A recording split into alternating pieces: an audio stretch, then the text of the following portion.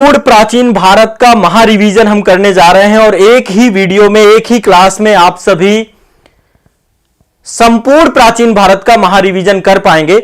यहां पर देखिए, मैं आप सभी के साथ क्वेश्चंस लेकर के आया हूं जो कि प्राचीन भारत से जुड़े हुए हैं और प्राचीन भारत के हर एक सेक्शन से जुड़े हुए हैं।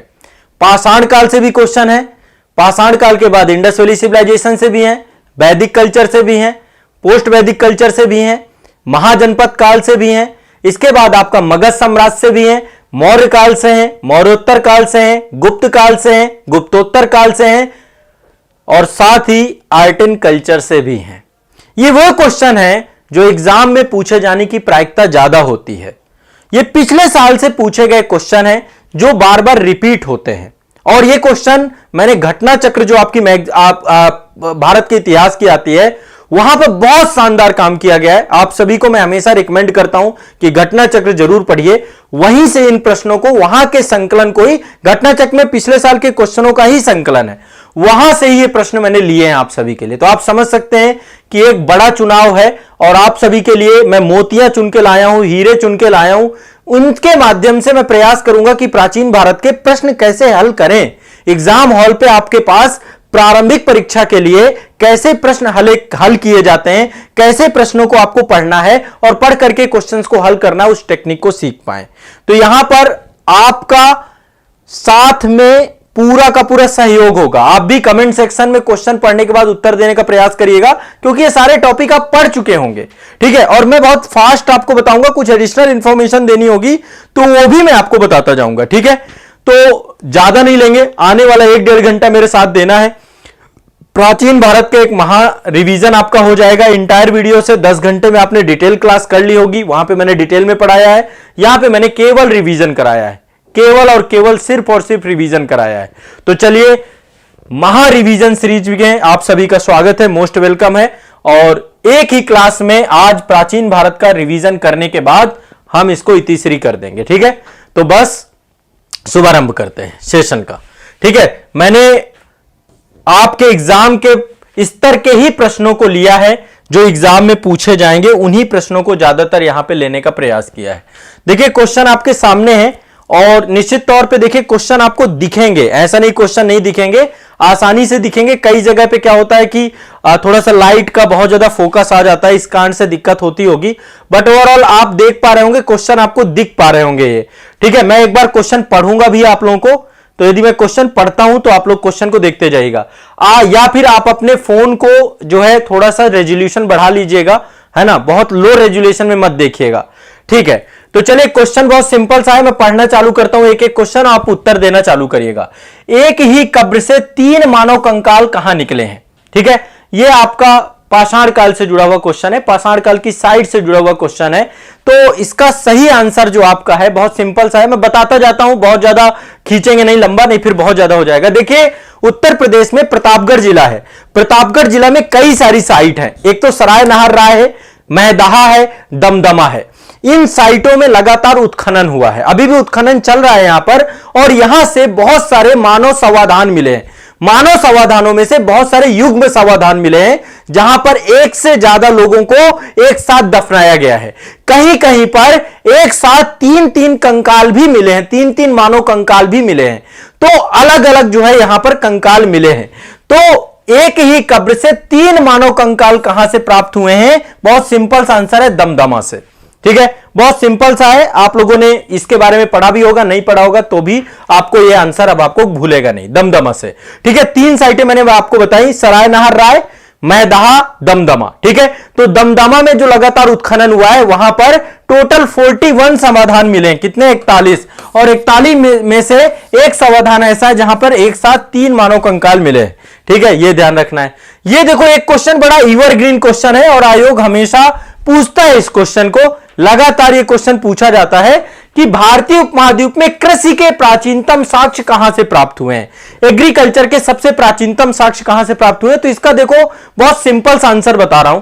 अभी तक मतलब कई जगह पे मेहरगढ़ आंसर आता था, कई जगह पे कोल्डीवा आंसर दिया जाता था, लेकिन अभी नवीनतम खोजों के हिसाब से भारतीय उपमहाद्वीप में एग्रीकल्चर के सबसे प्राचीनतम साक्ष्य कहां मिले हैं? लहुरा देव। कहां मिले हैं? लहुरा देव, ध्यान रखना है, लहुरा देव में मिले हैं। कहां मिले हैं? लहुरा देव में। कहां मिले हैं? लहुरा देव में। रट जाना है, कहां पर है ये? संत कबीर नगर जिला है आपका, है ना, मगहर यहीं पर है, बनारस के बगल में ये संत कबीर नगर जिला, संत कबीर नगर जिला यहां पर है आपका, ये संत कबीर नगर जिला है ना।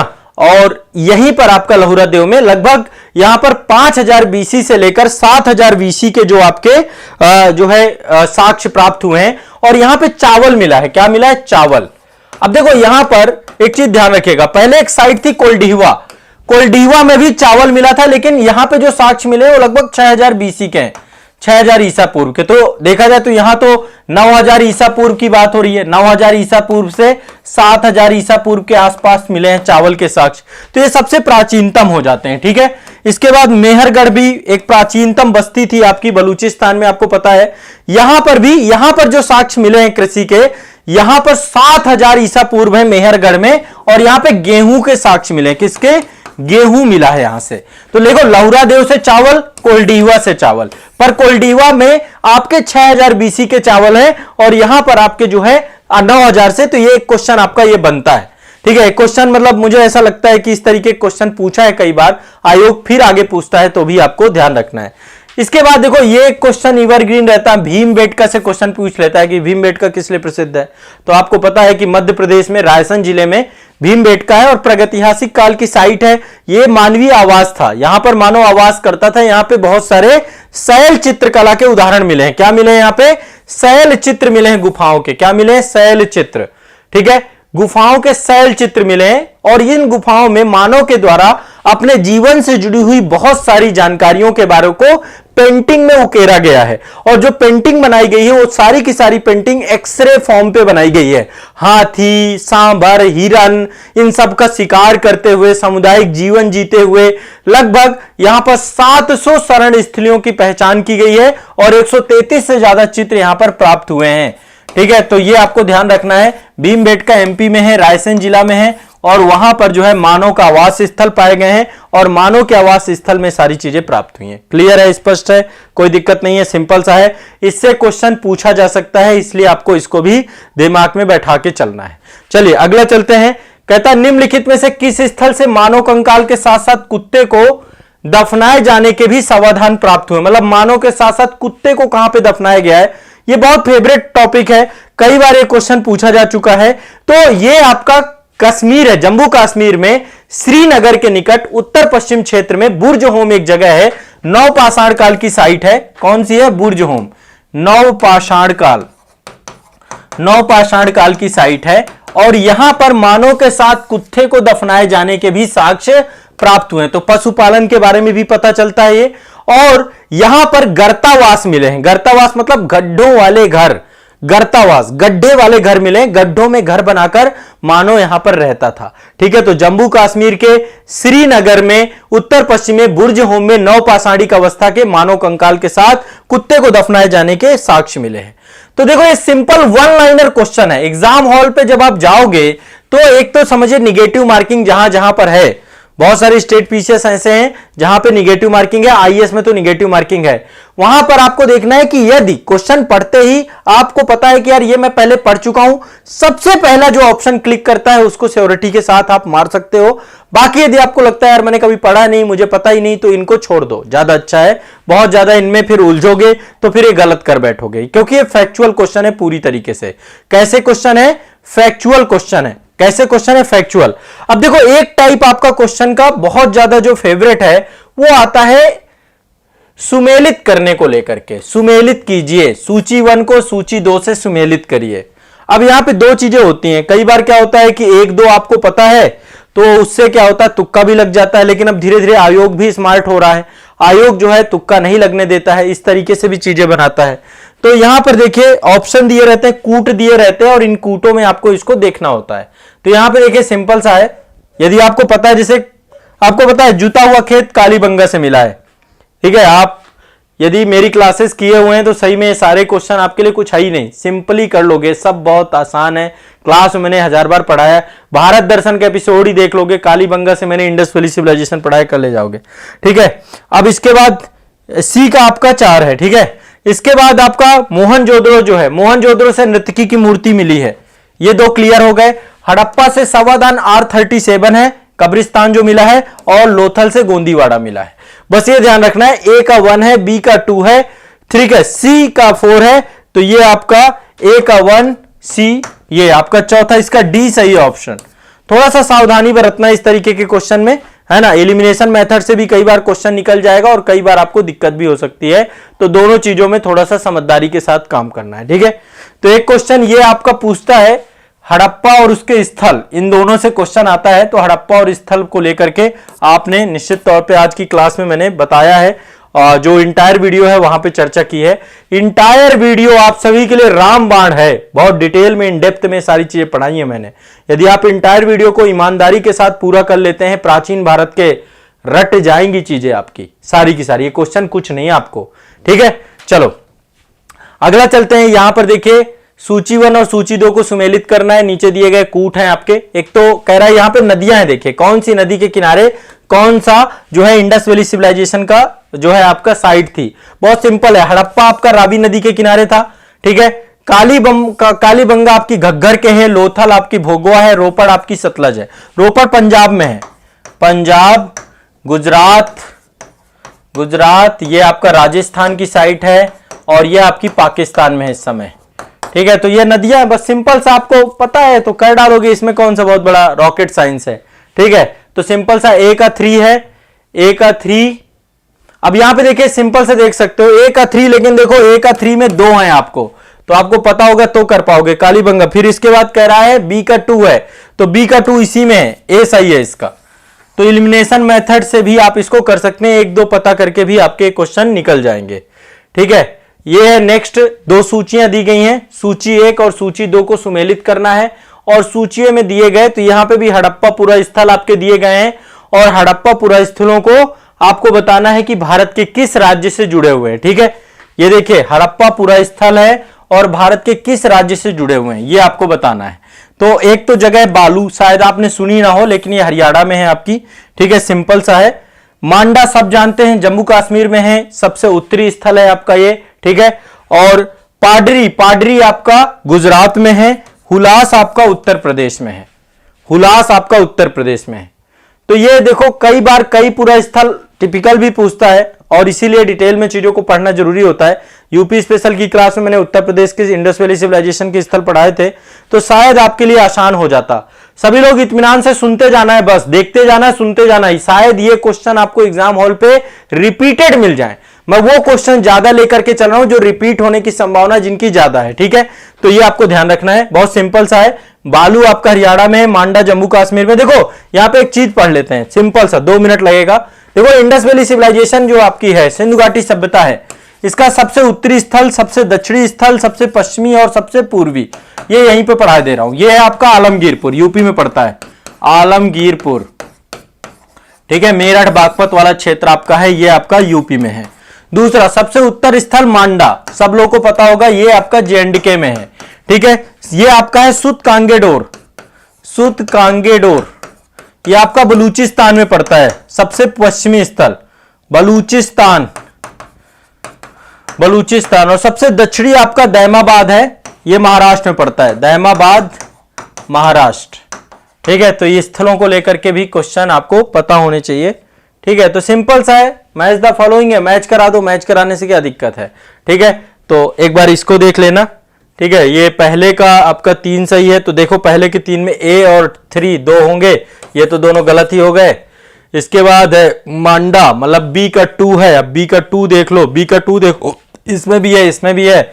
अब अगला भी पता होना चाहिए आपको, हुलास आपका यानी D का 1 है, तो D का 1 देख लो, D का 1 इसमें है, इसका D सही है आपका आंसर, सिंपल सा है, ठीक है। चलिए अब यहां पे क्या है, बहुत सारे ये कथन कारण वाले भी क्वेश्चन पूछने लगा है। अब आयोग थोड़ा सा, यूपीएससी तो खूब पूछता है, वो तो कथन कारण और स्टेटमेंट टाइप क्वेश्चन पूछता है, पीएससी वगैरह भी अब इस तरीके के क्वेश्चन में काम करते हैं। तो इसमें देखो एक कथन दिया होता है और एक आपका कारण दिया रहता है। सबसे पहला काम जो आपको करना है, सबसे पहला काम करना है कि आपको देखना है कि कथन सही है कि नहीं सही है, फिर देखना है कारण सही है कि नहीं है, फिर तीसरा काम करना है कि क्या ये कारण इसकी व्याख्या कर रहा है कि नहीं कर रहा है। ये 3 चीजें देखनी है, ठीक है। और देखिए अभी क्या होता है, ये फिक्स है, सबको पता है ए में क्या होगा, ए आर दोनों सही है, आर सही स्पष्टीकरण है। अभी चेंज किया था पैटर्न, अभी यूपीएससी का जो पिछला एग्जाम हुआ था उसमें पैटर्न ही चेंज कर दिया था, तो एक बार आंसर को भी सही से पढ़ना है। अब यहां पे देख लेते हैं कि भाई ये क्या बोल रहा है, और बहुत सिंपल सा है, एक बार आराम से पढ़ेंगे और फिर पता करेंगे। पढ़ेंगे, मोहनजोदड़ो तथा हड़प्पा शहर अब विलुप्त हो गए हैं, सही बात है कि नहीं है बताओ, विलुप्त हो गए तो कथन सही है ये आपका। अब यदि ये सही है तो अब कारण भी देख लेते हैं, खुदाई के दौरान प्रकट हुए थे, ठीक है, खुदाई की गई और सही बात है, राखलदास बनर्जी, दयाराम साहनी ने हड़प्पा और राखलदास बनर्जी ने मोहनजोदड़ो को लेकर के क्या किया है, दोनों की खुदाई की है। तो अब सिंपल से क्या है, बहुत सिंपल है, इसमें बहुत ज्यादा सोचने की जरूरत नहीं है। बताइए, बहुत ज्यादा सोचना है, खुदाई हुई, खुदाई के दौरान ये आपके प्रकट हो गए, तो ये आपका क्या है, विलुप्त हुए और खुदाई के दौरान प्रकट हो गए। लेकिन यहां पे आप खुद सोचिए कि क्या विलुप्त होने का कारण इसमें लिखा हुआ है, विलुप्त होने का कारण नहीं यहां पे लिखा हुआ है। अब देखिए विलुप्त होने का कारण लिखा होना चाहिए ना इसमें, कि क्या कारण था कि ये विलुप्त हो गए, ये नहीं लिखा हुआ है, कोई ना कोई कारण जरूर लिखा होना चाहिए। अब यदि विलुप्त होने का कारण नहीं है तो फिर इतना ज्यादा सोचना नहीं है, आपका क्या हो जाएगा, ये इसका बी सही होगा। ए और आर दोनों सही हैं, लेकिन आर सही स्पष्टीकरण नहीं है, इसका आर सही स्पष्टीकरण नहीं है, यहीं पे ध्यान रखना है आपको, इसी चीज को लेकर चतुरता बरतनी है। अब यहां पे समझिए है क्या, मैटर क्या है। पहले देखिए कारण सही है, बिल्कुल, कथन सही है, कथन सही है, कारण सही है, कारण सही है, पर क्या कारण इसको बता रहा है कि ये विलुप्त क्यों हुए।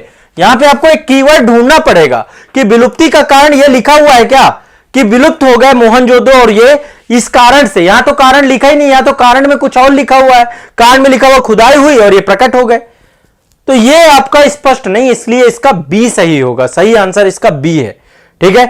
चलो आगे चलते हैं नेक्स्ट। यहां पर अब ये देखिए इंडस वैली सिविलाइजेशन से भी 2-3 क्वेश्चन मैंने लिए हैं। अब आपके वैदिक में हम प्रवेश कर गए हैं, ठीक है। वैदिक में देखिए यहां पर दिए गए एक सूची दी गई है, और सूची के साथ साथ यहां पर बताया गया है कि कौन सा वेद किस चीज से जुड़ा हुआ है, किस वेद में क्या क्या चीजें दी गई हैं, ठीक है।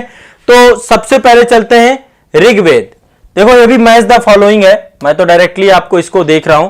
ऋग्वेद में देखिए प्रार्थनाएं हैं, क्या है, प्रार्थनाएं दी गई हैं, बहुत सारी प्रार्थनाएं हैं, सूर्य को प्रार्थना है, इंद्र को प्रार्थना है, बहुत सारे देवताओं को प्रार्थना है। इसमें 1028 क्या है आपके सूक्त हैं टोटल, ठीक है, 10 मंडल हैं और इतने सूक्त हैं, ठीक है। और यदि हम मंत्रों की बात करें तो 100552 ये आपके टोटल मंत्र हैं इसमें, ठीक है, ऋचाएं या मंत्र है इसमें, श्लोक है। यजुर्वेद कर्मकांड से जुड़ा हुआ है, किससे जुड़ा हुआ है, कर्मकांड से, तो ये आपका कर्मकांड है, यहां पर कर्मकांड है, यज्ञ कर्मकांड, इसके भी 2 भाग हैं, कृष्ण यजुर्वेद, शुक्ल यजुर्वेद, ठीक है। यदि हम सामवेद की बात करें तो संगीतमय स्रोत है, यहां पर संगीत के बारे में चर्चा की गई है, ठीक है। इसके बाद जो है अथर्ववेद जो आपका है ये तंत्र मंत्र और वशीकरण से जुड़ जाता है, ठीक है। यहां पे तंत्र मंत्र वशीकरण इनके बारे में भी चर्चा की गई है। तो सिंपल सा है, बस इतना पता है तो आपको कर देना है, सिंपल सा। इसका आंसर क्या निकल के आएगा, आंसर अब आप निकाल लो। ए का आपका क्या सही है, 4। अब यहां पे ए के 4 में एक ये है, एक ये है।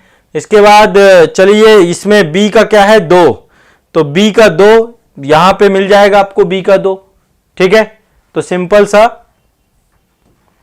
ये आपका निकल गया, ठीक है, बी का 2 है तो इसका ए सही हो जाएगा, सी का 1 है और इसका डी का 3 है। चलिए आगे चलते हैं। यहां पर देखिए आपके वेद दिए गए हैं और दूसरी तरफ उनसे जुड़े हुए जो आपके ब्राह्मण ग्रंथ हैं उनके बारे में चर्चा की गई है, ठीक है। इन दोनों को लेकर के आपको ध्यान में रखना है। क्लियर है, स्पष्ट है। यहां पर देखिए ये आपके 2 सूचियां दी गई हैं कि कौन कौन से ब्राह्मण ग्रंथ किससे जुड़ते हैं। तो ऋग्वेद से 2 जुड़ते हैं, ऐतरेय और कौशितकी। तो ऐतरेय है आपका ऋकव्य, मतलब सिंपल से याद कर लीजिए, ऋग्वेद से कौशितकी और ऐतरेय 2 जुड़ते हैं आपके, ठीक है। सामवेद आपका है, सामवेद से जुड़ते हैं पंचविश, सामवेद से पंचविश। यजुर्वेद से शतपथ ब्राह्मण, यह क्वेश्चन बहुत बार पूछा जाता है, यजुर्वेद से शतपथ ब्राह्मण, यजुर्वेद से शतपथ ब्राह्मण, यजुर्वेद से शतपथ ब्राह्मण, यजुर्वेद से शतपथ ब्राह्मण, दिमाग में बैठा के रखना, यजुर्वेद से क्या है, शतपथ ब्राह्मण, ठीक है। और इसके बाद अथर्ववेद है, अथर्ववेद से गोपद, ये आपके जुड़ते हैं। अब सिंपल सा आपको इसको देख लेना है और इस हिसाब से इसका ए का जो है आपका 3 सही है, तो ए का 3 आपका सी में है, सी सही होगा इसका। ठीक है, तो ये आपको लिस्ट है, सूची है, याद है, क्लास की है आपने, तो वहां पर आपको ये चीजें निकल जाएंगी। अब देखो साथ साथ आप लोग भी देखते जाओ कि आपको कितनी क्लिक कर रही है चीजें, कितनी रिकॉल हो रही हैं। एग्जाम हॉल पे रिकॉल ही तो करना है, और अभी रिकॉल नहीं हो रहा है, घबराना नहीं है, आपका रिवीजन भी हो रहा है, रिकॉल हो जाएगा, घबराना, यदि पढ़ लिया है तो रिकॉल होगा एग्जाम हॉल पे, बस इतनी गारंटी लीजिए। इतना मैं आपको बोल रहा हूं, एग्जाम हॉल पे आपको चीजें रिकॉल जरूर होंगी। ठीक है, चलो आगे चलते हैं। यहां पे वैदिक नदियां हैं और उनके नाम दिए गए हैं, आधुनिक नाम। ठीक है, वैदिक नदियां और उनके आधुनिक नाम सिंपल सा है। कुभा किसको बोलते हैं? कुभा काबुल, कुभा आपकी काबुल नदी है। पुरुषणी, पुरुषणी आपकी रावी नदी है। ठीक है, पुरुषणी नदी। सदा नीरा, सदा नीरा आपकी कौन सी नदी है? सदा नीरा गंडक नदी है आपकी, और सतुद्री आपकी सतलज नदी है। ठीक है, तो प्राचीन नदियों और इससे भी क्वेश्चन कई बार पूछा गया है, ये भी आपको दिमाग में बैठा के रखना है। तो ये सिंपल सा है आपका। कूट अब आप मिलान कर लीजिए, ए का 2 है सही, ए का 2 सही है तो बी सही होगा आपका इसमें। ए का 2 सही है, बी का आपका 3 सही है। ठीक है, तो ये आपका सही ऑप्शन आपका हो गया इसमें। क्लियर है, स्पष्ट है, ये आपका सही ऑप्शन। चलिए वेरी गुड, बहुत बढ़िया। एक क्वेश्चन अब बौद्ध धर्म में चलते हैं। क्वेश्चन पूछा जाता है कि बुद्ध ने, महात्मा बुद्ध ने सबसे ज्यादा अपने सर्वाधिक उपदेश कहां पे दिए हैं? ठीक है, तो बुद्ध ने सर्वाधिक उपदेश कहां पे दिए हैं? सबसे ज्यादा बुद्ध ने उपदेश दिए हैं श्रावस्ती में। कहां पर दिए हैं? श्रावस्ती में। सबसे ज्यादा महात्मा बुद्ध ने उपदेश कहां दिए हैं? श्रावस्ती में। ठीक है, देखिए सबसे ज्यादा शिष्य जो थे वो कौशल राज्य में थे, और उसकी राजधानी ही श्रावस्ती थी। ठीक है, कौशल की राजधानी, कौशल महाजनपद था, कौशल की राजधानी श्रावस्ती थी। तो श्रावस्ती में बुद्ध के सबसे ज्यादा शिष्य थे, इसलिए बुद्ध ने सबसे ज्यादा उपदेश कहां दिए हैं? श्रावस्ती में। ठीक है, सिंपल सा है, बौद्ध धर्म से जुड़ा हुआ क्वेश्चन है। ठीक है, चलिए अगला चलते हैं। नेक्स्ट कह रहा है निम्नलिखित में से 4 स्थानों में बौद्ध संगतियां हुई हैं, और बौद्ध संगतियों का सही कालानुक्रम बता दीजिए। मैंने ये टॉपिक अभी आपको पढ़ाया भी था, एक प्रॉपर एक क्लास में मैंने आपको पढ़ाया था कि पहली बौद्ध संगति कहां हुई, दूसरी कहां हुई, तीसरी कहां हुई, चौथी कहां हुई, ये मैंने आपको बताया था। तो पहली बौद्ध संगति किसके? मगध नरेश अजातशत्रु। जैसे महात्मा बुद्ध जी का महापरिनिर्वाण होता है, अजातशत्रु के कार्यकाल में राजगृह में पहली बौद्ध संगति हुई। तो सबसे पहले 2 नंबर, सबसे पहले कहां हुई? राजगृह या राजगीर में हुई, सप्तपर्णी गुफा में हुई। उसके 100 साल बाद दूसरी बौद्ध संगति का आयोजन कालाशोक के शासनकाल में किया गया था, और यह वैशाली में किया गया था। तो दूसरे नंबर पे वैशाली यानी कि 1 नंबर। ठीक है, इसके बाद कुंडलवन, ये आपका कश्मीर में चौथी बौद्ध संगति आपकी हुई थी। चौथी बौद्ध संगति किसके टाइम पे हुई थी? कनिष्क के टाइम पे। लेकिन उससे पहले तीसरी बौद्ध संगति मौर्य सम्राट अशोक के टाइम पीरियड पे हुई थी, पाटलिपुत्र में। तो तीसरी यहां पे हुई थी, तो यहां पे आएगा 4 नंबर। और इसके बाद आपका चौथे नंबर पे कश्मीर कुंडल वन में आपकी हुई थी, चौथी कनिष्क के टाइम पीरियड पे। ठीक है, वसुमित्र और अश्वघोष की अध्यक्षता में। सिंपल सा है। ठीक है, देख लो इसका क्या सही होगा। 31 नहीं गड़बड़, 3143 ये सही है, इसका सही आंसर डी सही है। ठीक है, इसका क्या सही है? डी सही है। सिंपल सा है, आपको एक बार देखना। और यहां पे देखिए जल्दबाजी नहीं करना है। अभी आप देख रहे थे, मैं खुद जल्दबाजी कर गया। जल्दबाजी नहीं करना, इत्मीनान से ऑप्शन देखना और फिर करना है। ठीक है, जल्दबाजी करने से बचना है। इसके बाद यहां पे भी सूची दी गई है, और इन सूचियों के बारे में पूछा गया है। ये भी महात्मा बुद्ध से जुड़े हुए हैं कि महात्मा बुद्ध के प्रतीक चिन्ह कौन कौन से हैं, उनके जीवन के जुड़े हुए घटनाक्रमों से। तो सिंपल सा है, ये भी यदि आपने पढ़ा है तो आप कर ले जाओगे। जन्म से तो कमल जुड़ता है। ठीक है, जन्म से कमल जुड़ता है। प्रथम जो उन्होंने प्रवचन दिया था, या पहला उपदेश दिया, धर्मचक्र प्रवर्तन बोलते हैं। ठीक है, महाबोधि आपका बोधि वृक्ष से जुड़ा हुआ है उनका, और गृह त्याग की घटना घोड़ा से जुड़ी हुई है। तो ये आपके प्रतीक चिन्ह है। जन्म आपका कमल से, प्रथम प्रवचन धर्मचक्र प्रवर्तन, महाबोधि बोधि वृक्ष, और त्याग आपका घोड़ा, इससे जुड़ा हुआ है। ठीक है, स्पष्ट है। तो इसका जो है ऑप्शन ए का 4 है। ए का 4 जो है आपका इसमें है, डी नंबर पे भी है और बी पे भी है। ठीक है, और इसका दूसरा है बी का 2। हाँ, तो ये सही होगा आपका, डी नंबर सही है, इसका डी नंबर सही है। सिंपल सा है। चलिए नेक्स्ट है एशिया, लाइट ऑफ एशिया किसे कहा जाता है? एशिया का ज्योतिपुंज किसे कहा जाता है? लाइट ऑफ एशिया के नाम से कौन जाने जाते हैं? तो लाइट ऑफ एशिया के नाम से गौतम बुद्ध को जाना जाता है। किसे जाना जाता है? गौतम बुद्ध को। लाइट ऑफ एशिया के नाम से गौतम बुद्ध जाने जाते हैं। नेक्स्ट है, क्षणिकवाद का प्रतिपादन किसने किया? क्षणिकवाद का प्रतिपादन, देखिए एक चीज और ध्यान रखिएगा लाइट ऑफ एशिया के बारे में, एक चीज और ध्यान लीजिए। इसकी पुस्तक, एक पुस्तक है आपकी लाइट ऑफ एशिया, ठीक है, एक बुक लिखी गई है। किसने लिखी? एडविन अर्नाल्ड ने। मान लीजिए क्वेश्चन पूछ लेता है, एडविन अर्नाल्ड, उसकी पुस्तक है आपकी एडविन अर्नाल्ड। एडविन अर्नाल्ड की पुस्तक है लाइट ऑफ एशिया। तो उसी के तहत ही ये पूरा का पूरा पूरी जानकारी महात्मा बुद्ध के ऊपर लिखी गई है, ठीक है। महात्मा बुद्ध के ऊपर है लाइट ऑफ एशिया पुस्तक, ध्यान रखना इस बात को, ठीक है। चलिए अगला है, क्षणिकवाद का प्रतिपादन किसने किया है? तो क्षणिकवाद का प्रतिपादन ये बौद्ध धर्म में किया गया है, महात्मा बुद्ध से जुड़ा हुआ है। क्षणिकवाद का सिद्धांत बुद्ध से संबंधित है।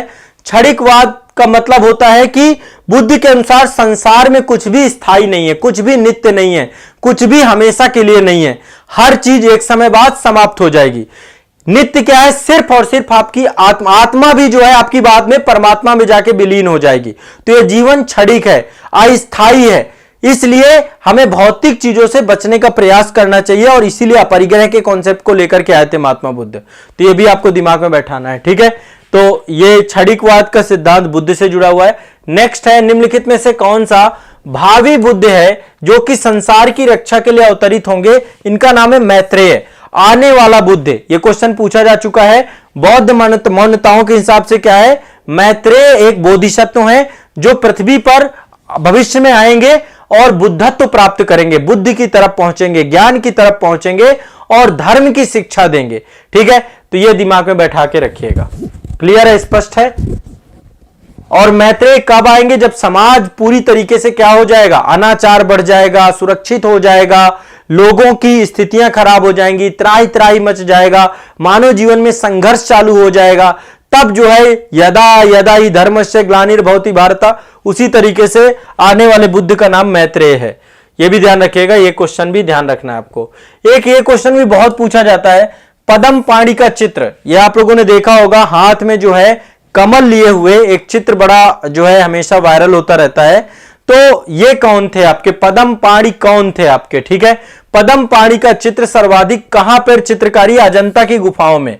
अजंता की गुफाओं में एक चित्र आप देखेंगे, एक बोधिसत्व का चित्र है ना। और ये पद्म पाणि, हाथ में इन्होंने क्या ले रखा है? पद्म ले रखा है, ठीक है। तो गुफा संख्या 1 में आपका ये चित्र है, अजंता की गुफा संख्या 1 में ये चित्र है आपका, ठीक है। तो इसमें बोधिसत्व पद्म पाणि को राजसी शैली में नीलम जड़ित मुकुट पहने हुए दिखाया गया है और ये जो है आपका उनके दाहिने हाथ पर जो है कमल पुष्प पकड़े हुए दिखाया गया है।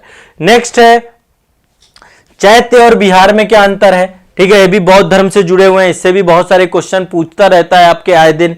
तो चैत्य आपका क्या होता है? पूजा स्थल होता है और बिहार आपका निवास स्थान होता है। ध्यान रखिएगा, ये मैंने अभी करे आर्ट एंड कल्चर के मास्टर वीडियो में भी बताया था। चैत्य पूजा स्थल है, बिहार निवास स्थान है। चैत्य पूजा स्थल है, बिहार निवास स्थान है, ध्यान रखना है। चैत्य पूजा स्थल है, चैत्य का शाब्दिक अर्थ है चिता संबंधित, है ना, यानी 100 दाह के पश्चात बचे हुए अवशेषों को भूमि में गाड़ देना और उनके ऊपर समाधियां बना देना, तो चैत्य और स्तूप के तौर पे इन्हें जाना जाता है, ठीक है। और यहां पर महापुरुषों के अवशेष सुरक्षित रहते हैं। चैत्य उपासना के केंद्र है, ये आपको दिमाग में बैठा के रखना है, ठीक है। चलिए अगला चलते हैं। यहां पे देखिए 2 सूची दी गई हैं और एक में तीर्थंकर दिए गए हैं और दूसरे उनसे जुड़े हुए चिन्ह दिए गए हैं। तीर्थंकर और उनसे जुड़े हुए चिन्ह दिए गए हैं बहुत सारे। तो ये आपको जो है इससे भी प्रश्न पूछता है। देखिए महावीर स्वामी जो है 24वें तीर्थंकर के तौर पे थे और महावीर स्वामी का जो प्रतीक है वो सिंह है आपका, ठीक है। एक तो ये आपको ध्यान रहना चाहिए। दूसरा पार्श्वनाथ है, पार्श्वनाथ का सर्प है। ये 2 याद कर लीजिए, 23वें तीर्थंकर है और ये 24वें तीर्थंकर है, ठीक है। ये 2 आपको याद हो जाएंगे। तो अब एक बार इनसे हम देखते हैं। 1 का 3 सही है, ठीक है। 1 का 3 यहां पर ही है, देखिए ये वाला पूरा 1 का 3 है इसमें। तो अब सिंपल सा है, बी का 1 होगा। बी का 1 आदिनाथ का वृषभ है और शांतिनाथ जो है इनका हिरण है, ठीक है। तो पार्श्वनाथ का सर्प है, महावीर जी का सिंह है, आदिनाथ जी का वृषभ है और शांतिनाथ जी का हिरण है, ठीक है, ये आपको ध्यान रखना है, इससे भी क्वेश्चन पूछता है। नेक्स्ट कह रहा है निम्नलिखित तीर्थंकरों पर विचार कीजिए और उनके क्रमानुसार भी, ये मतलब अपने आप में थोड़ा कठिन क्वेश्चन है, छोड़ देने वाला क्वेश्चन है, छोड़ देने चाहिए ऐसे क्वेश्चन। 24 के 24 तीर्थंकर भाई किसको याद रहते हैं बताओ, किसको याद रहते हैं? एक दो याद रहेंगे आपको। ऋषभ देव पता होते हैं, पहले तीर्थंकर हैं। ऋषभ देव के बाद अजित नाथ आए, फिर संभव नाथ आए, फिर अभिनंदन आए, फिर सुमित नाथ आए, पदम प्रभु आए, सुपार्श्वनाथ आए, चंद्रदेव आए। कोई मतलब पूरे याद नहीं रखता है। लास्ट में 24वें आपके महावीर स्वामी थे, पार्श्वनाथ थे, 22वें आपके अरिष्ट नेमी थे, अरिष्ट नेमी या नेमिनाथ के तौर पे जानते हैं। तो यदि आपको पता है कि भाई क्रम क्या है तो आप करेंगे, अन्यथा की स्थिति में ऐसे क्वेश्चनों को छोड़ देंगे, कोई जरूरत नहीं है इनको लेकर के देखने की। ठीक है, तो इनमें से अब जितने भी हैं सब मध्य के हैं, बीच के हैं, कहां पता होता है कि कौन पहले आए कौन बाद में आया। ठीक है, तो कुछ क्वेश्चन आएंगे ऐसे जिसमें से आपको बहुत ज्यादा मेहनत करनी पड़ेगी, ऐसी में मेहनत करने की जरूरत नहीं है। शुरुआत के और उनको आ रहा है तो करिए, नहीं तो कोई जरूरत नहीं है। ठीक है, ध्यान रखिएगा। नेक्स्ट करा है जैन धर्म में पूर्ण ज्ञान के लिए क्या शब्द का प्रयोग किया गया है? तो इसके लिए कैवल्य शब्द प्रयोग किया गया है, कैवल्य का। ठीक है, जिसको भी पूर्ण ज्ञान प्राप्त हो जाता है उसको कैवल्य की प्राप्ति के तौर पे हम मानते हैं। क्या मानते हैं? कैवल्य की प्राप्ति। तो महावीर स्वामी जी ने 12 वर्ष तक कठोर तपस्या की थी, साधना की थी। जंबिक ग्राम रिजुपालिका नदी के तट पर उनको एक साल के वृक्ष के नीचे कैवल्य की प्राप्ति हुई थी, ज्ञान की प्राप्ति 42 साल की अवस्था में। ठीक है, 12 साल तक जो है इन्होंने जो है ज्ञान की प्राप्ति के लिए लगातार जो है इन्होंने तपस्या की थी। ठीक है, ध्यान रखना है। तो कैवल्य का मतलब होता है पूर्ण ज्ञान। नेक्स्ट है त्रिरत्न। त्रिरत्न देखो दोनों में है, जैन धर्म में भी है और बौद्ध धर्म में भी है। ऐसा नहीं त्रिरत्न केवल जैन धर्म में है, बौद्ध धर्म में नहीं है। देखो देखा जाए तो ओवरऑल त्रिरत्न के बारे में जानकारी हमें 3 साधन अवश्य व्यक्ति को करना चाहिए: सम्यक दर्शन, सम्यक ज्ञान, सम्यक चरित्र। सम्यक दर्शन, सम्यक मतलब सही, सही देखना, सम्यक दर्शन, सम्यक ज्ञान, सही ज्ञान और सही चारित्र। सम्यक ज्ञान और सम्यक चरित्र, ये तीरत्न है आपके, बात की गई इसकी जैन धर्म में। लेकिन बौद्ध धर्म में भी तीरत्न की बात की गई है। बौद्ध धर्म में बुद्धम शरणम गच्छामि, धम्मम शरणम गच्छामि, संघम शरणम गच्छामि। तो बुद्ध धर्म और संघ इनको भी तीरत्न कहा गया है।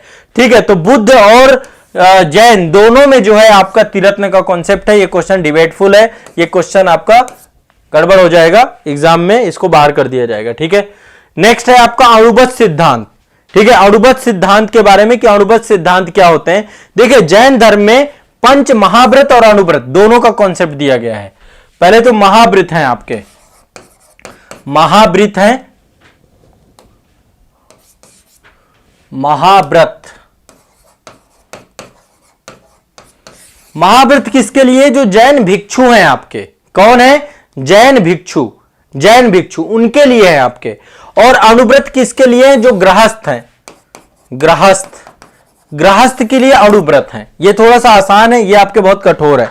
क्या महाव्रत हैं जिनको पालन करना पड़ेगा एक बौद्ध भिक्षु को? एक तो अहिंसा है, अहिंसा का पालन करना पड़ेगा, सत्य का पालन करना पड़ेगा, आस्तेय का पालन करना पड़ेगा। सत्य, अहिंसा, आस्तेय, ब्रह्मचर्य और अपरिग्रह। अपरिग्रह, अपरिग्रह और ब्रह्मचर्य, इन सब का पालन करना पड़ेगा। ठीक है, अहिंसा, सत्य, आस्तेय, अपरिग्रह और ब्रह्मचर्य का पालन करना पड़ेगा। तो अणुबद्ध सिद्धांत का प्रतिपादन जो है वो किया गया है किस धर्म में? जैन धर्म में। किसमें किया गया है? जैन धर्म में। ठीक है, और जो अणुव्रत सिद्धांत है ये गृहस्थों के लिए है। इसमें आपका क्या है? अहिंसा अणुव्रत है, अहिंसा अणुव्रत, आस्तेय अणुव्रत, सत्य अणुव्रत, अपरिग्रह अणुव्रत और ये ब्रह्मचर्य अणुव्रत।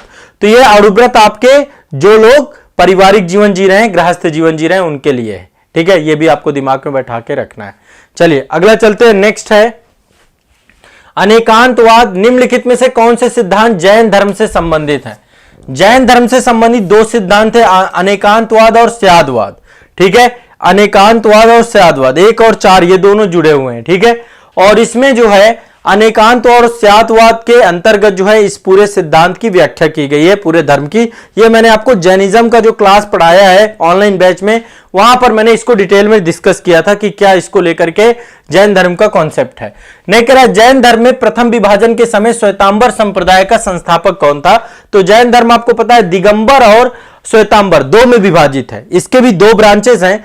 देखिए मौर्य काल के दौरान क्या हुआ, मगध में अकाल पड़ गया, भीषण अकाल पड़ा। जब मौर्य काल चल रहा था उसी समय बहुत अकाल पड़ गया। इससे मगध में रहने वाले, मगध मतलब पटना और बिहार वाला क्षेत्र, तो मगध में रहने वाले जितने जैन धर्म के भिक्षु थे वो भद्रबाहु के नेतृत्व में कहां चले गए? दक्षिण भारत में। किसके नेतृत्व में? भद्रबाहु के नेतृत्व में दक्षिण भारत चले गए, ठीक है। और दक्षिण भारत में जाकर के बस गए। लेकिन जब अकाल समाप्त हुआ तो ये वापस आए। जब वापस लौटे तो इनके ऊपर आरोप लगाया गया कि इन्होंने मांसाहार का सेवन किया होगा, जैन के संघ नियमों का इन्होंने क्या क्या अनुपालन नहीं किया, जिस कारण से भद्रबाहु और स्थूल भद्र, ये दो पर्सन थे, दो लीडर थे। एक तो थे आपके स्थूल भद्र, ठीक है, और दूसरे आपके भद्रबाहु। इन दोनों के बीच में मत वैभिन्न हो गया, और मत वैभिन्न होने के कारण से दो आपके वर्ग बन गए, दो क्लास डिवाइडेड हो गए। एक तो आपका बन गया दिगंबर और दूसरा बन गया आपका श्वेतांबर। तो स्थूल भद्र के साथ जो थे आपके वे सारे श्वेतांबर हुए। जो अकाल के समय मगध में ही रहे वो आपके क्या हो गए? ठीक है, तो ये आपको दिमाग में रखना है। सफेद वस्त्र धारण करने वाले हो गए और भद्रबाहु आपके निर्वस्त्र रहने लगे। ये आपके निर्वस्त्र, दिगंबर है आपके निर्वस्त्र रहते हैं, दिगंबर निर्वस्त्र, ठीक है, ये दिमाग में बैठा के रखना है। तो भद्रबाहु और स्थूल भद्र को लेकर के, मतलब इसमें हुआ क्या, चूंकि अकाल पड़ गया था मगध में, तो अकाल के दौरान इन्होंने जो है जैन नियमों को तोड़ दिया, जिस कारण से पूरा का पूरा विभाजन हुआ। तो सिंपल सा क्वेश्चन है, जैन संप्रदाय के प्रथम विभाजन में श्वेतांबर संप्रदाय का कौन था? स्थूल भद्र, ठीक है, स्थूल भद्र के द्वारा लीड किया गया था, दिगंबर को उन्होंने लीड किया था। नयनार कौन है? ठीक है, नयनार और अलवार से भी क्वेश्चन पूछता है, बहुत सिंपल सा है, ठीक है। देखिए आपको पता है पूर्व मध्यकाल में भक्ति भावना का जो एक तरीके से भक्ति आंदोलन जो प्रारंभ हुआ वो दक्षिण भारत में प्रारंभ हुआ। दक्षिण भारत में बहुत सारे संत हुए, शंकराचार्य हुए, फिर रामानुजाचार्य हुए। तो वहां पर अद्वैतवाद, द्वैतवाद, द्वैताद्वैतवाद, विशिष्ट अद्वैतवाद है ना, रामानुजाचार्य के बाद विशिष्ट अद्वैतवाद के बारे में उन्होंने प्रतिपादित किया। तो भक्ति आंदोलन की शुरुआत दक्षिण भारत में हुई, दक्षिण भारत में तमिल भाषी क्षेत्र में हुआ। और यहां पर दो संप्रदाय थे, एक तो अलवार थे, दूसरे नयनार थे। तो अलवार जो थे भगवान विष्णु के उपासक थे, अलवार आपके भगवान विष्णु के उपासक थे, और जो नयनार थे ये शैव के उपासक थे, भगवान शिव के उपासक थे, ठीक है। तो ये आपको ध्यान रखना है, भगवान विष्णु की पूजा करने वाले दक्षिण भारत के संतों को अलवार कहा गया और शिव की उपासना करने वालों को नयनार कहा गया, ठीक है। इन्होंने दोनों ने ईश्वर की प्राप्ति के लिए प्रेम और समर्पण को, मोक्ष के मार्ग के बारे में बताया और जाति प्रथा और इसका कठोरता से विरोध किया, ठीक है, ये ध्यान रखना है। नेक्स्ट है हेलियोडोरस, ठीक है, हेलियोडोरस का बेस नगर अभिलेख, ये किससे जुड़ा हुआ है? बेस नगर, विदिशा वाला क्षेत्र है आपका, उससे जुड़ा हुआ है, ठीक है। तो ये आपका जो है भागवत धर्म से जुड़े हुए थे। भागवत धर्म का पहला जो है आपका ये प्रथम अभिलेख के तौर पे है। ये आपका एक जो है हेलियोडोरस का गरुड़ स्तंभ है। इससे पता चलता है कि जो यवन का राजदूत था हेलियोडोरस, उसने भागवत धर्म को ग्रहण कर लिया था और भगवान वासुदेव को जो है देवताओं का देवता इसके द्वारा बोला गया था, देव देवश बोला गया था, ठीक है। तो हेलियोडोरस का जो है बेस नगर अभिलेख है, इसमें वासुदेव के बारे में चर्चा मिलती है। किसके बारे में? वासुदेव के बारे में चर्चा मिलती है, ठीक है। यह आपको ध्यान रखना, भागवत धर्म से जुड़ा हुआ है, भागवत धर्म से। इसके बाद नेक्स्ट है प्रस्थान त्रयी। प्रस्थान त्रयी में किनको सम्मिलित नहीं किया गया है? प्रस्थान त्रयी में किनको सम्मिलित नहीं किया गया? ध्यान रखिएगा, उपनिषद, भागवत गीता और ब्रह्मसूत्र, इन तीनों को यदि हम मिला देते हैं तो इनको एक शब्द बोला जाता है प्रस्थान त्रयी, ठीक है। उपनिषद, ब्रह्मसूत्र और भगवत गीता, इन तीनों को मिला देते हैं तो प्रस्थान त्रयी मिलती है। और ये वेदांत का सबसे प्रमुख जो है ग्रंथ के तौर पे होता है आपका, ठीक है। तो सिंपल सा है, इसका ऑप्शन ए सही होगा। क्या सही होगा? ए सही होगा। ए आपका भागवत, आपका इसका प्रस्थान त्रयी का हिस्सा नहीं है, प्रस्थान त्रयी का हिस्सा भागवत नहीं है, ठीक है। यह भी आपको ध्यान रखना है, इससे भी क्वेश्चन आपको ध्यान में रखना है, आएगा, पूछा जा सकता है। ठीक है, चलिए आगे बढ़ते हैं। नेक्स्ट है पाटलिपुत्र के संस्थापक कौन थे? उदयन। उदयन कौन थे? हर्यक वंश से जुड़े हुए थे। बिंबिसार, अजातशत्रु, फिर उदयन आता है। ठीक है, तो पाटलिपुत्र की स्थापना उदयन ने की। कौन था? अजातशत्रु का उत्तराधिकारी था। गंगा और सोन नदी के किनारे इसने एक किला बनाया और मगध की राजधानी पाटलिपुत्र उसने स्थानांतरित कर ली। पहले राजधानी राजगीर होती थी, राजगृह होती थी, वो राजधानी जो है गंगा नदी के किनारे पटना को, यही पाटलिपुत्र आपका आधुनिक पटना है। ठीक है, फिर यहां पे बहुत सारे वंश हुए। आपका हर्यक वंश के बाद जो है शिशुनाग वंश आया, फिर नंद वंश आया, फिर मौर्य वंश आया, और तब तक ये आपका गुप्त वंश तक राजधानी रहा ये भारत की, पूरे भारत का केंद्र बिंदु बन गया आपका पाटलिपुत्र। ठीक है, यहां पे नेक्स्ट है निम्नलिखित में से प्रारंभिक गणतंत्रों में से कौन सा गणतंत्र नहीं है? देखिए आपको पता है 16 महाजनपद जब थे तब गणतंत्र भी थे। ठीक है, महात्मा बुद्ध के समय पे भारत में टोटल 8 प्रमुख गणतंत्रों के बारे में जानकारी मिलती है। 8 से ज्यादा भी गणतंत्र थे, लेकिन मुख्य 8 कौन कौन से? कपिलवस्तु के शाक्य, सुम सुमारगिरी के भग्ग, अलकप्प के बुली, केशपुत्र के कलाम, रामग्राम के कोलिये, कुशीनारा के मल्ल, पावा के मल्ल, पिपली वन के मौर्य, वैशाली के लिच्छवी और मिथिला के विदेह। ये टोटल 10 हो गए आपके। ठीक है, तो एक बार फिर से मैं बता रहा हूं, कपिलवस्तु के शाक्य, यहीं से महात्मा बुद्ध जुड़े हुए थे। सुम सुमारगिरी के भग्ग, भग्ग केवल याद रखिए। अलकप्प के बुली, बुली याद रखिए। केशपुत्र के कलाम, कलाम याद रखिए। रामग्राम के कोलिये, कोलिये याद रखिए। कुशीनारा के मल्ल, पावा के मल्ल। 2 मल्ल थे, कुशीनारा के मल्ल अलग है, पावा के मल्ल अलग है।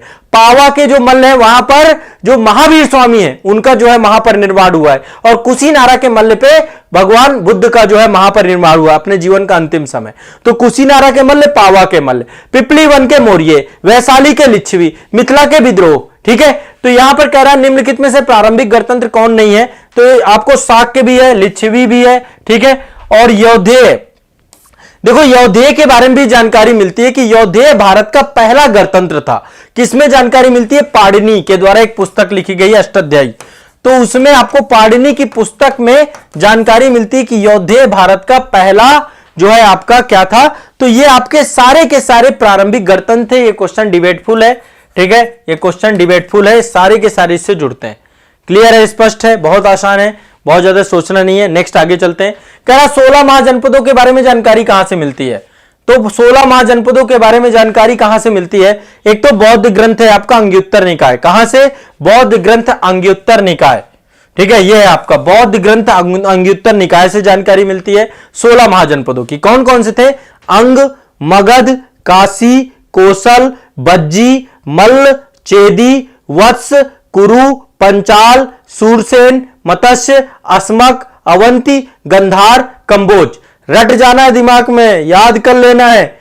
अंग, चंपा थी राजधानी। अंग, मगध, काशी, कौशल, वज्जी, मल्ल, चेदी, वत्स, कुरु, पंचाल, मत्स्य, सूरसेन, अस्मक, अवंती, गंधार, कंबोज। सबसे दक्षिणी कौन था आपका? अस्मक। सबसे दक्षिणी कौन सा था आपका? अस्मक।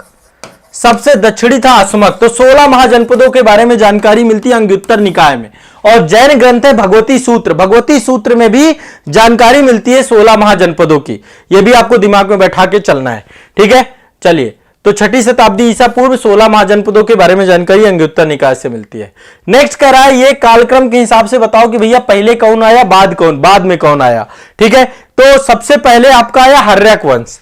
किसने स्थापना की हर्यक वंश की? स्थापना की बिंबिसार ने। 544 बीसी में आपका ये स्टैब्लिश हुआ था। 544 से लेकर 412 बीसी तक आपका हर्यक वंश था। ठीक है, मगध का पहला वंश था हर्यक वंश, ध्यान रखना इस बात को। हर्यक वंश के बाद आपका मौर्य वंश जो है, मौर्य वंश का समय पीरियड आपका 321 बीसी है आपका। 321 बीसी में चंद्रगुप्त मौर्य के द्वारा यह बनाया गया और 184 बीसी तक रहा। ठीक है, इसके बाद नंद वंश मौर्य वंश से पहले था। 344 बीसी से लेकर के 321 बीसी तक आपका ये था।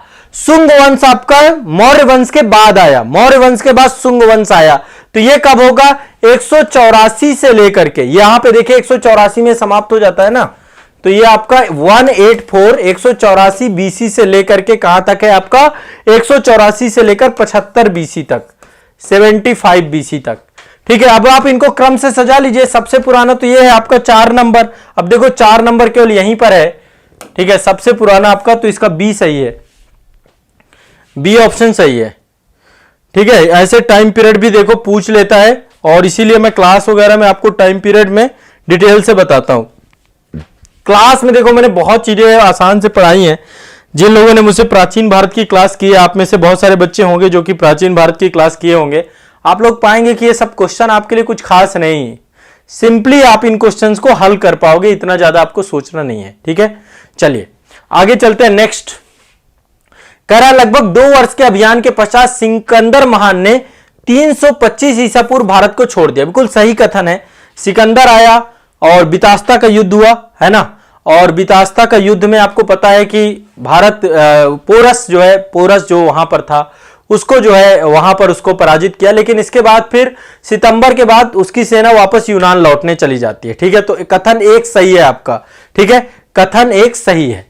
इसके बाद कहता है लगभग 2 वर्ष यहां पे वह चंद्रगुप्त मौर्य से पराजित हुआ। यह कथन गलत है। चंद्रगुप्त उससे मिला जरूर था, लेकिन चंद्रगुप्त उस समय शासक ही नहीं था, और तो चंद्रगुप्त बच गया बहुत ज्यादा। ठीक है, नहीं तो पता चला सिकंदर ही निपटा देता।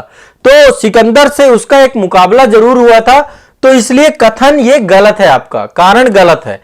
तो ये कारण गलत है, तो इसका सी ऑप्शन सही हो जाएगा। ए सही है परंतु आर गलत है।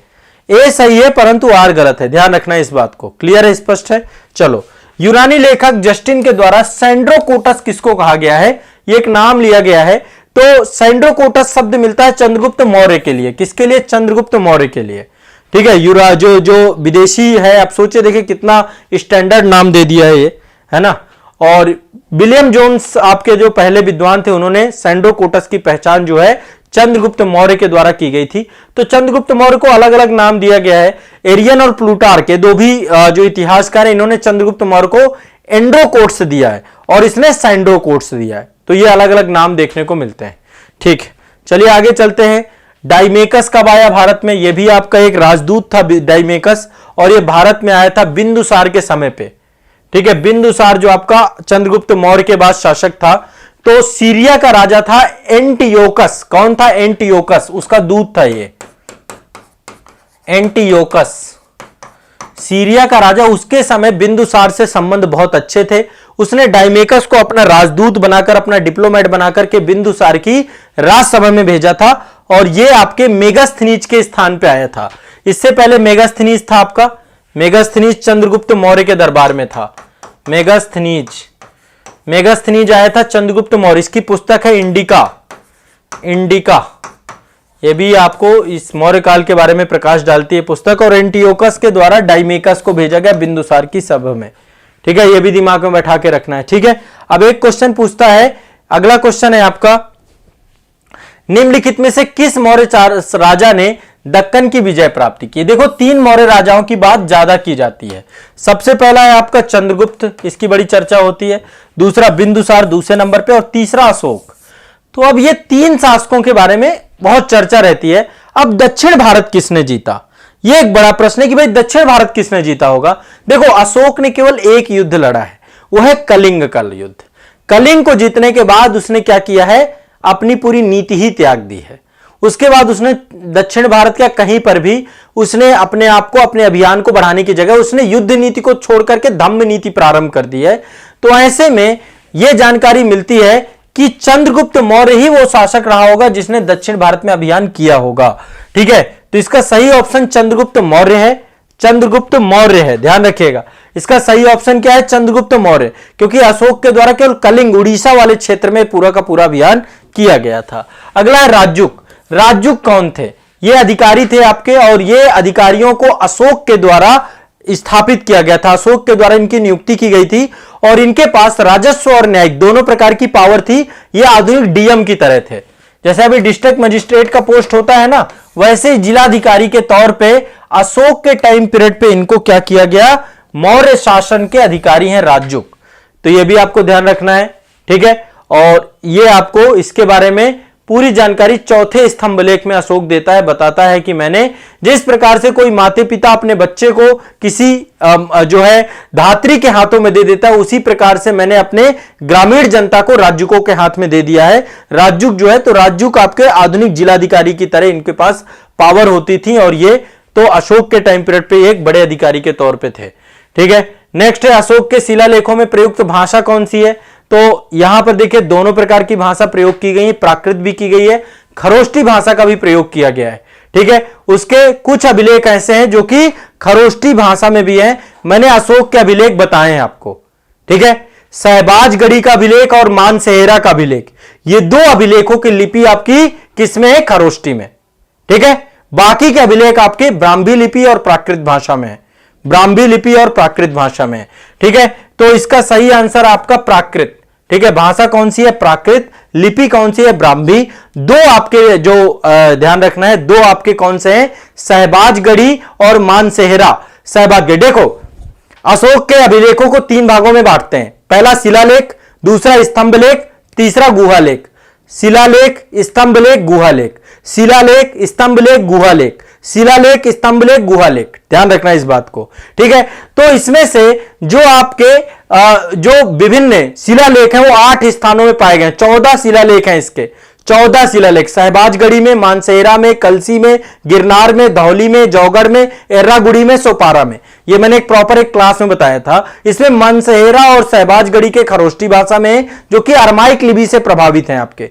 ठीक है, ये दिमाग में बैठा के चलिएगा। तो अशोक के ज्यादातर अभिलेख प्राकृत भाषा में है और इनमें ब्राह्मी लिपि का प्रयोग किया गया है, ध्यान रखिएगा इसमें। ठीक है, नेक्स्ट है, निम्नलिखित में से किस एक अभिलेख में अशोक के व्यक्तिगत नाम का उल्लेख किया गया है? अशोक का व्यक्तिगत नाम कहां पर है? कहां पर व्यक्तिगत नाम दिया गया अशोक का? तो व्यक्तिगत नाम अशोक का है रुम्मनदेही अभिलेख में। कहां पर है? रुम्मनदेही अभिलेख में अशोक का व्यक्तिगत नाम है। अशोक के इतिहास का बारे में हमें जानकारी कहां से मिलती है? रुम्मनदेही अभिलेख में उसने जो है अपने नाम के बारे में बताया है। ठीक है, तो यह भी आपको ध्यान में रखिएगा उसके।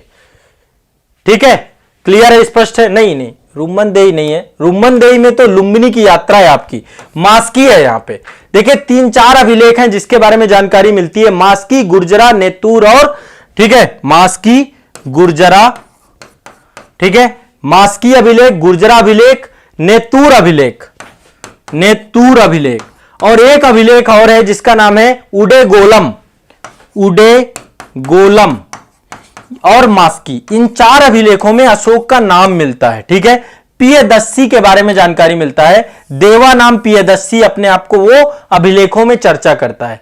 ठीक है, देवा नाम पियदस्सी राजा के तौर पे अपने आप को बताता है। ठीक है, तो अशोक के बारे में यह ध्यान रखना, स्पष्ट है। इसके बाद दूसरा है अशोक का रुम्मनदेही अभिलेख। इसका संबंध है बुद्ध के जन्म से। ठीक है, अशोक अपने राज्याभिषेक के 20 साल बाद कहां गया? लुम्बिनी की यात्रा करता है। वहां पे उसने बहुत सारे टैक्स कम कर दिए। ठीक है, लुम्बिनी की यात्रा कब करता है? राज्याभिषेक के 20 साल बाद। ठीक है, और रुम्मनदेही में जाता है। वहां पर बुद्ध की जन्मभूमि होने के कारण से लुम्बिनी ग्राम के भोग को कम कर देता है। तो जो रुम्मनदेही स्तंभ लेख है वो आपका महात्मा बुद्ध के जन्म से जुड़ा हुआ है, लुम्बिनी से जुड़ा हुआ है, लुम्बिनी, लुम्बिनी से जुड़ा हुआ, ध्यान रखिएगा। और यहां पे टैक्स कम कर देता है। टैक्स कितना कर देता है? भू राजस्व 1/6 से घटा करके 1/8 कर देता है। तो टैक्स भी कम कर देता है, ध्यान रखिएगा।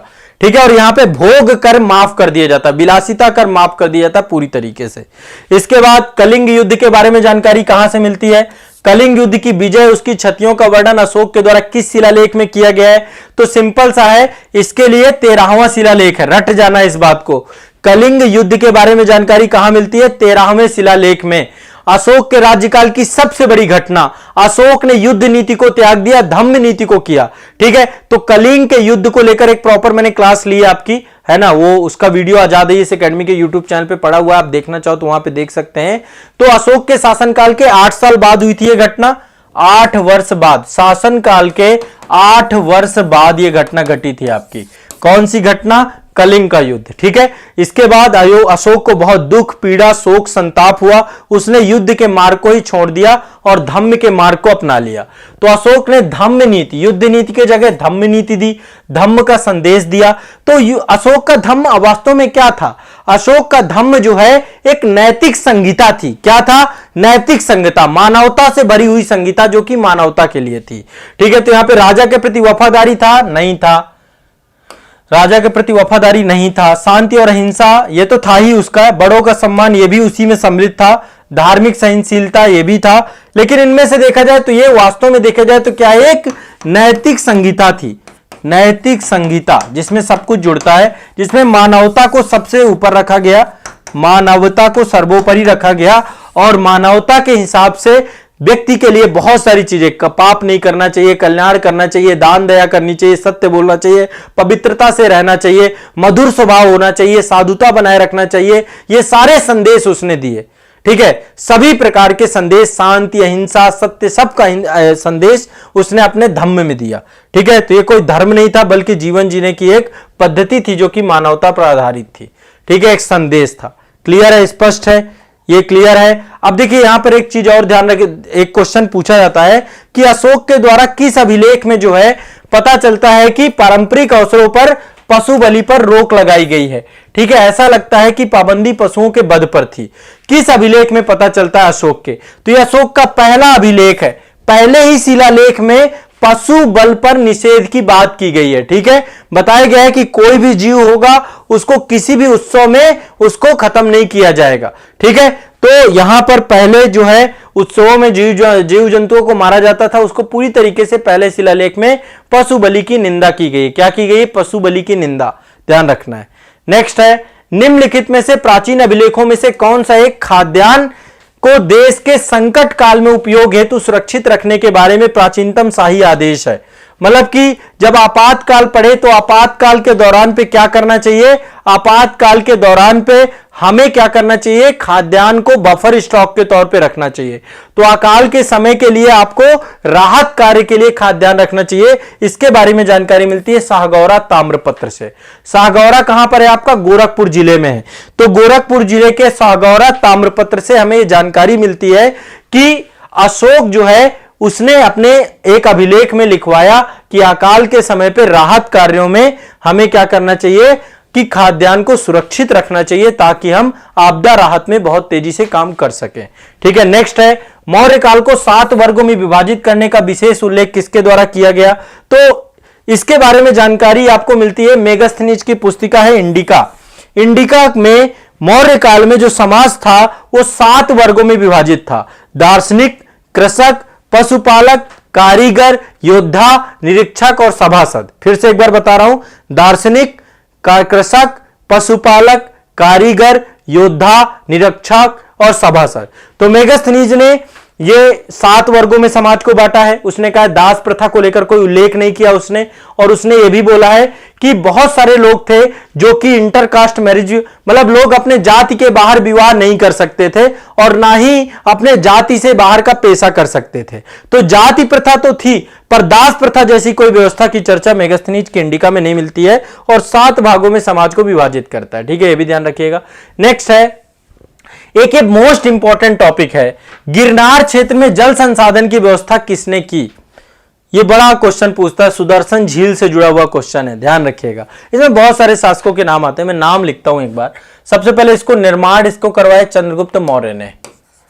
चंद्रगुप्त मौर्य ये निर्माण करता थे। ठीक है, चंद्रगुप्त मौर्य ने निर्माण करवाया। गिरनार क्षेत्र कहां पर था? गुजरात में। ठीक है, क्या बनवाई इसने? सुदर्शन झील बनवाई। सुदर्शन झील, जल की व्यवस्था के लिए ये झील पूरी बनवाई गई। इसके बाद अगला नाम आता है अशोक का। अशोक ने भी इसको रिपेयर करवाया था। क्या किया इसको? अशोक ने रिपेयर करवाया इसको और बेहतर करवाया। इसके बाद एक सख्त शासक था जिसका नाम था रुद्रदामन। रुद्रदामन का जूनागढ़ अभिलेख है, उसमें ये सारी जानकारी मिलती है। तो रुद्रदामन के द्वारा भी इसमें काम करवाया गया। रुद्रदामन का भी नाम आता है इसमें। किसका नाम आता है? रुद्रदामन। उसने भी मरम्मत करवाई इसकी। ठीक है, तो चंद्रगुप्त मौर्य का नाम है, अशोक का नाम है, रुद्रदामन का नाम है। इसके बारे में आपको ध्यान रखना होगा। और इसके बारे में एक और जानकारी है, स्कंदगुप्त के द्वारा भी इसको क्या किया गया? गुप्त शासक स्कंदगुप्त, इसने भी मरम्मत करवाई। तो ये 4 शासकों के नाम आते हैं। सुदर्शन झील कहां पर है? गुजरात गिरनार में। गुजरात गिरनार में आपकी अवस्थित है यह झील। ठीक है, ध्यान रखना है। चंद्रगुप्त, अशोक, रुद्रदामन और स्कंदगुप्त ये आपके जो है प्रमुख हैं, इनके बारे में जानकारी प्राप्त होती है। ध्यान रखिएगा इस बात को। ठीक है, क्लियर है, स्पष्ट है। नेक्स्ट है, यहां पर जो है 2 सूचियां दी गई हैं आपकी, और इन दोनों सूचियों को कह रहा है कि आप क्या करिए, मिलाइए। यहां पे शासक हैं और उनसे जुड़े हुए वंश हैं। तो डेमेट्रियस किससे जुड़ा हुआ था? आपका हिंद यूनानी शासक था, इंडो ग्रीक शासक था आपका। ठीक है, आपको पता है मरणोत्तर काल पे विदेशी भारत आए तो कौन किससे जुड़ा हुआ था, इसके बारे में जानकारी है। रुद्रदामन शक शासक था, अभी मैंने आपको बताया इसके बारे में। ठीक है, इसके बाद बिमकिडफिस आपका कुषाण शासक था और गोंडो फर्नीज आपका पल्लव शासक था। तो पल्लव, शक, कुषाण, हिंद यूनानी भारत में आए थे मरणोत्तर काल पे।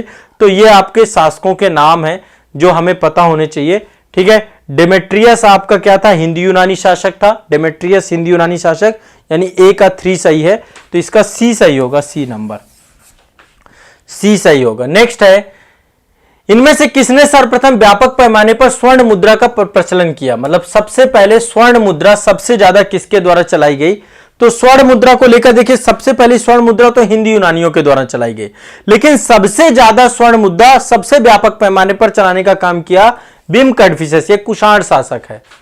देखिए, आरंभ किया हिंद यूनानियों ने सोने की सिक्का चलाना, लेकिन कुषाणों ने सबसे ज्यादा चलाया, कुषाणों ने, तो बिमकिडफिस ने। और सबसे शुद्ध सोने का सिक्का कनिष्क के टाइम पीरियड पे चलता था, ध्यान रखिएगा, सबसे शुद्ध सोने का सिक्का कनिष्क के टाइम पीरियड पे। सबसे ज्यादा सोने के सिक्के बिमकिडफिस के टाइम से। सबसे पहला सोने का सिक्का हिंद यूनानी शासक, ध्यान रखना। नेक्स्ट है, ये देखिए, शक संवत की बात आती है, विक्रम संवत की बात आती है, तो कहते हैं कि विक्रम संवत की स्थापना 57 बीसी में हुई थी। शक संवत की स्थापना 78 एडी में हुई थी, है ना। कहते हैं कि जब कुषाण के द्वारा शक शासकों को समाप्त किया गया, वो जो विक्रमादित्य शासक था उसको समाप्त किया गया, तो उसको समाप्त करने के बाद शक संवत की स्थापना की गई 78 एडी में। तो जैसे ही आपका जो है कुषाण गद्दी पर बैठता है, राज्यरोहण करता है, 78 एडी में शक संवत की शुरुआत होती है। तो दोनों के बीच में डिफरेंस की बात करें कि दोनों के बीच में कितना डिफरेंस है, तो बहुत सिंपल सा है, बहुत ज्यादा सोचना नहीं इसको, है ना। इन दोनों के बीच में कितना डिफरेंस है, 135 वर्ष का। कितना डिफरेंस है, 135 वर्ष का डिफरेंस है, 135 वर्ष का डिफरेंस है। क्लियर है, स्पष्ट है विक्रम संवत को, है ना। 78 में 57 और जोड़ दीजिए तो 135 आएगा, 135 वर्षों का डिफरेंस है। तो अभी आपको ये ध्यान रखना है, यदि किसी भी वर्ष को शक संवत, जैसे 2023 है आपका, मार लीजिए 2023 को हमें शक संवत में कन्वर्ट करना है, तो जोड़ देना है इसमें 57 और जोड़ दीजिए, 57 जोड़ देंगे, ये हो जाएगा 0, यहां पे ये हो जाएगा 2080 शक संवत के हिसाब से चल रहा है आपका। क्या चल रहा है, 2080 शक संवत अभी। ठीक है, तो इस तरीके से आपको देखना है, एक पूछा जाता है, कई बार पूछा गया है, कितने वर्ष का अंतर है, 135 वर्ष का। नेक्स्ट है, पुष्यमित्र शुंग द्वारा 2 अश्वमेध यज्ञ किए जाने के बारे में जानकारी कहां से मिलती है, कि पुष्यमित्र शुंग वंश का शासक था ये। ठीक है, और इसका एक अयोध्या अभिलेख बड़ा फेमस है, अयोध्या अभिलेख बड़ा फेमस है। पुष्यमित्र संघ के अयोध्या अभिलेख से पता चलता है, ये पहले तो अंतिम जो आपका मौर्य शासक था बृहदत्त, बृहदत्त का सेनापति था। 184 एडी में इसने बृहदत्त की हत्या कर दी, शुंग वंश की स्थापना की। बृहदत्त की हत्या कब कर दी, 184 एडी में। ठीक है, और अयोध्या लेख से पता चलता है कि इसने 2 अश्वमेध यज्ञ करवाए, 2 अश्वमेध यज्ञ करवाए। नेक्स्ट है, फिर यहां पे क्वेश्चन है, शुंग वंश के बाद भारत में किस वंश का शासन हुआ, तो शुंग के बाद जो है भारत में किस वंश के शासकों के द्वारा शासन किया गया, तो शुंग वंश के बाद भारत में शासन करने वाले जो थे वो थे कण्व शासक। कौन थे, कण्व शासक, कण्व वंश के शासक। ठीक है, कण्व वंश के शासक शुंग वंश के बाद आए। मौर्यों के बाद दक्षिण भारत में सबसे शक्तिशाली राज्य कौन सा था, सातवाहन राज्य। सातवाहन राज्य मौर्यों के बाद सबसे शक्तिशाली राज्य के तौर पे था। ठीक है, सबसे प्रभावशाली राज्यों के तौर पे सातवाहन थे। ठीक है, इसके संस्थापक शासक का नाम है सिंधुक या सिमुक। सिमुक के द्वारा इस वंश की स्थापना की गई।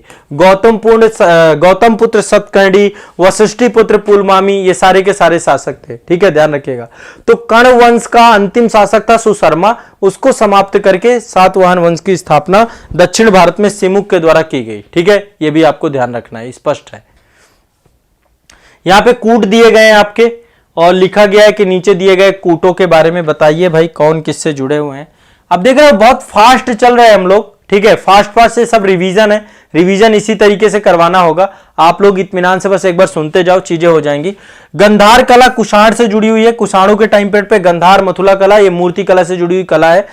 जूनागढ़ अभिलेख मैंने अभी बताया रुद्रदामन से जुड़ा हुआ है, मिलिंद पन्हो मीनांडर से जुड़ा हुआ है, और तक्षशिला ये पातिक से जुड़ा हुआ है। तक्षशिला शिलालेख आपका पथिक से जुड़ा हुआ है। ठीक है, तो ये आपको रफली याद आ जाएंगे, कोई दिक्कत नहीं है, सिंपल सा है। देखिए अफगानिस्तान में एक साइट थी बमियान, सन 2000 में इसको तालिबान ने के द्वारा उड़ा दिया गया। तो यहां पर एक बहुत बड़ी बुद्ध की प्रतिमा थी, है ना, बुद्ध की प्रतिमा थी, और तालिबानियों ने, यूनेस्को का विश्व धरोहर स्थल था, तो इसको जो है तालिबान वालों ने उड़ा दिया। ठीक है, ये साइट को ध्यान रखिएगा।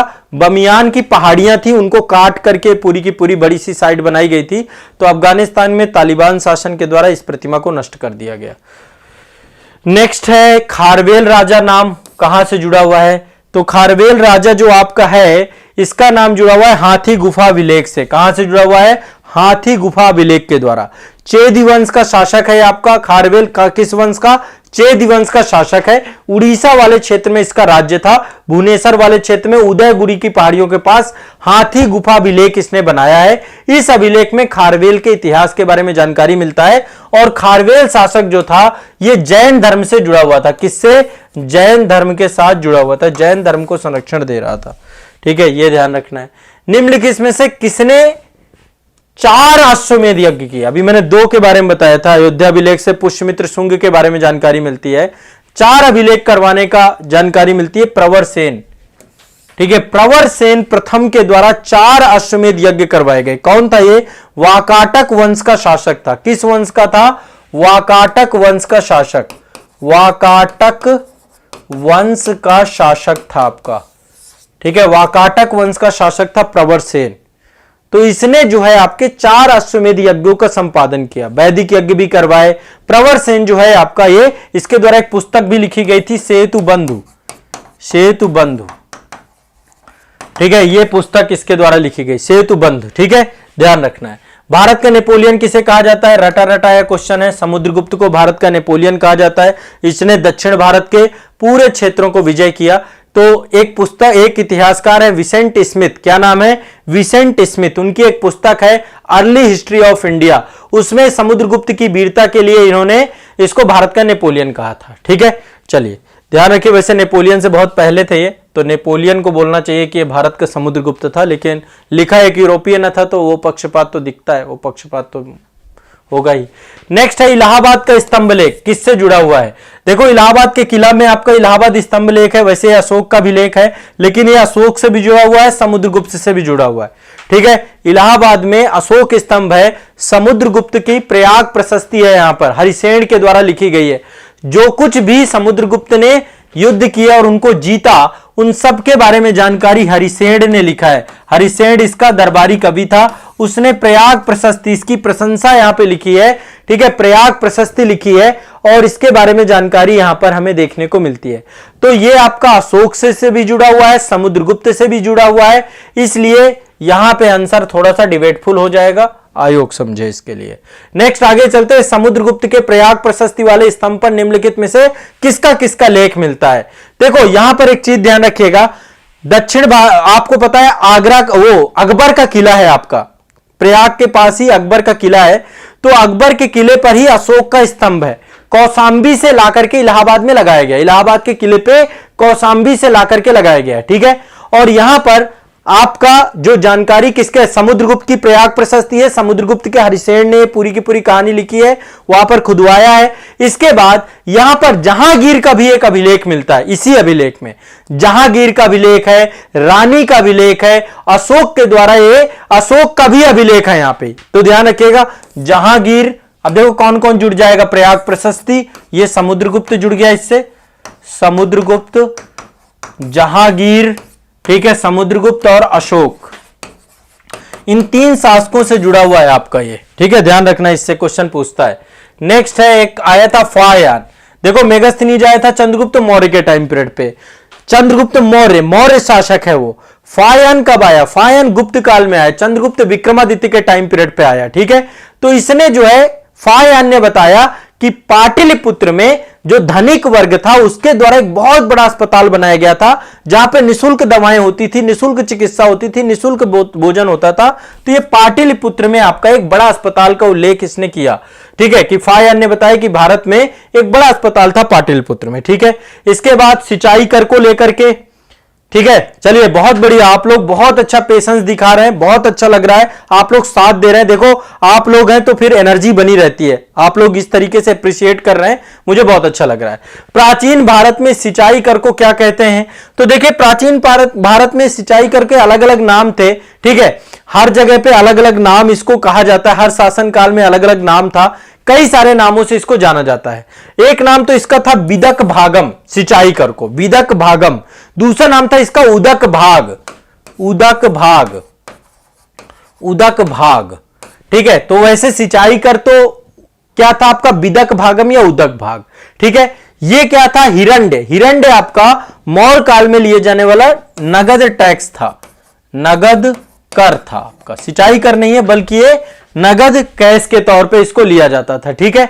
और जो भूमि कर होता था उसको उद्रंग कहा जाता था, ये भूमि कर है, भू राजस्व है, भूमि कर को उद्रंग कहा जाता था। और इसके अलावा यहां पर एक और भूमि कर लिया जाता था जिसको हम उपरनिका कहते हैं, ये भी भूमि पर लिया जाने वाला कर, ठीक है, भूमि कर। तो यहां पे प्राचीन भारत में सिंचाई कर विदक भागम के तौर पे जाना जाता था। देखो एक पर्सन और आया था, जैसे होइनसांग पहुंचा था ना भारत में, होइनसांग आया था हर्षवर्धन के टाइम पीरियड पे। एक और चीनी यात्री आया था जिसके बारे में आप नहीं जानते हो, उसके बारे में भी जान लो, इसका नाम है सुंग युन, सुंग युन, बहुत बार क्वेश्चन पूछा इससे। ये भारत आया था और ये भारत कब आया था, 518 से 521 एडी के आसपास ये भारत की यात्रा किया था इसने। कब किया था, 518 से 521 एडी के बीच में इसने भारत की यात्रा की थी। हुएनसांग से पहले आया था ये, ठीक है। और 3 वर्ष तक ये भारत में रहा, बौद्ध धर्म की बहुत सारे ग्रंथों को, बहुत सारी प्रतियों को यहां से लेकर के गया, ठीक है। तो इसका जो सबसे नियरेस्ट आंसर है वो यही है, ठीक है। इसका सही आंसर है ये सुंग युन, ठीक है, ध्यान रखना है, सुंग युन आया था आपका। इसके बाद नेक्स्ट है योग दर्शन के प्रतिपादक कौन है, सब जानते हैं, सिंपल सा है, योग दर्शन के प्रतिपादक पतंजलि हैं। कौन है योग दर्शन के प्रतिपादक, पतंजलि, ठीक है। और इनके द्वारा जो है योग को लेकर के बहुत प्रमोट किया गया है। वर्तमान में देखिए स्वामी रामदेव के द्वारा भी पतंजलि को लेकर के ही काम किया गया है। तो पतंजलि दर्शन इन्होंने पूरा का पूरा बनाया है, ठीक है, यह ध्यान रखना है। नेक्स्ट है निम्नलिखित में से अष्टांग योग का कौन सा अंग नहीं है।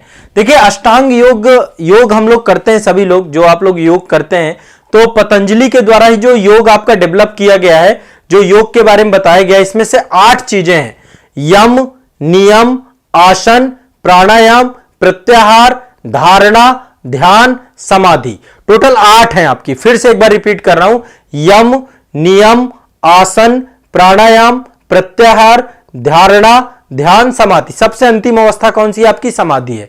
तो योग सूत्र जो आपकी पुस्तक है पतंजलि के द्वारा लिखी गई है, योग सूत्र में जो है आपके योग के 8 भाग बताए गए हैं। अष्टांग योग इसी को कहते हैं, योग के 8 भाग बताए गए, योग के 8 भाग बताए गए। कारण निम्नलिखित में से अष्टांग योग का कौन सा अंश नहीं है, तो यहां पे देखिए अनुस्मृति, ये नहीं है आपका, अनुस्मृति नहीं है। क्या है, यम नियम आसन, इतना तो याद हो गया, यम नियम आसन इतना याद हो गया। प्राणायाम, प्रत्याहार, धारणा, ध्यान, समाधि, प्राणायाम, प्रत्याहार, ध्यान, ध्यान, समाधि, ठीक है। ये आपके 8 टोटल आपके हैं। अनुस्मृति अष्टांग योग का अंश नहीं है, ध्यान रखना है इस बात को। क्लियर है, स्पष्ट है सभी को। अब यहां पे एक क्वेश्चन आपका दर्शन से जुड़ा हुआ है, 2 सूचियां दी गई हैं और बोला गया है कि इनमें से सही कूट का चयन करना है, ठीक है। न्याय दर्शन, मीमांसा दर्शन, सांख्य दर्शन, वेदांत दर्शन। मैं यहां पे चलो दर्शन आपको याद कराता हूं, सभी लोग दर्शन एक बार लिखते हैं और याद करते जाते हैं। न्याय दर्शन आपका किससे जुड़ा हुआ है, दिमाग में बैठाना है, गौतम ऋषि से, न्याय से जुड़े हुए गौतम, न्याय से गौतम, हमेशा के लिए याद कर लेना है इसको, न्याय से जुड़े हुए गौतम। इसके बाद दूसरा क्या है, योग दर्शन, अभी योग के बारे में बताया, योग से जुड़े हुए पतंजलि, पतंजलि, ठीक है। इसके बाद है आपका सांख्य दर्शन, सांख्य दर्शन से कपिल जुड़े हुए हैं, सांख्य दर्शन से कपिल मुनि जुड़े हुए हैं आपके। तो 3 हो गए आपके। चौथा दर्शन है आपका वेदांत दर्शन, या इसी को उत्तर मीमांसा कहते हैं, वेदांत दर्शन, इसी को दूसरा नाम है उत्तर मीमांसा, उत्तर मीमांसा। इसके हैं बदरायण, कौन है इसके, बादरायण, बादरायण, बादरायण, क्या है इसके, बादरायण। नंबर 1 न्याय गौतम, योग पतंजलि, सांख्य कपिल, और नंबर 4 वेदांत दर्शन आपके वादरायण है। कौन है? वेदांत दर्शन आपके वादरायण है। नंबर 5 है आपका वैशेषिक। वैशेषिक वैशेषिक वैशेषिक दर्शन जो आपका है, इसके हैं कणाद। कणाद कौन है इसके? कणाद। कौन है इसके? कणाद।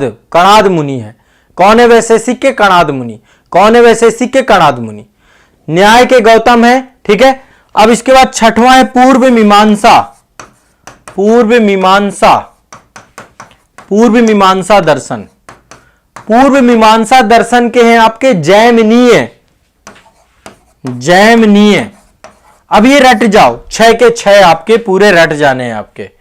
6 के 6 रट लो।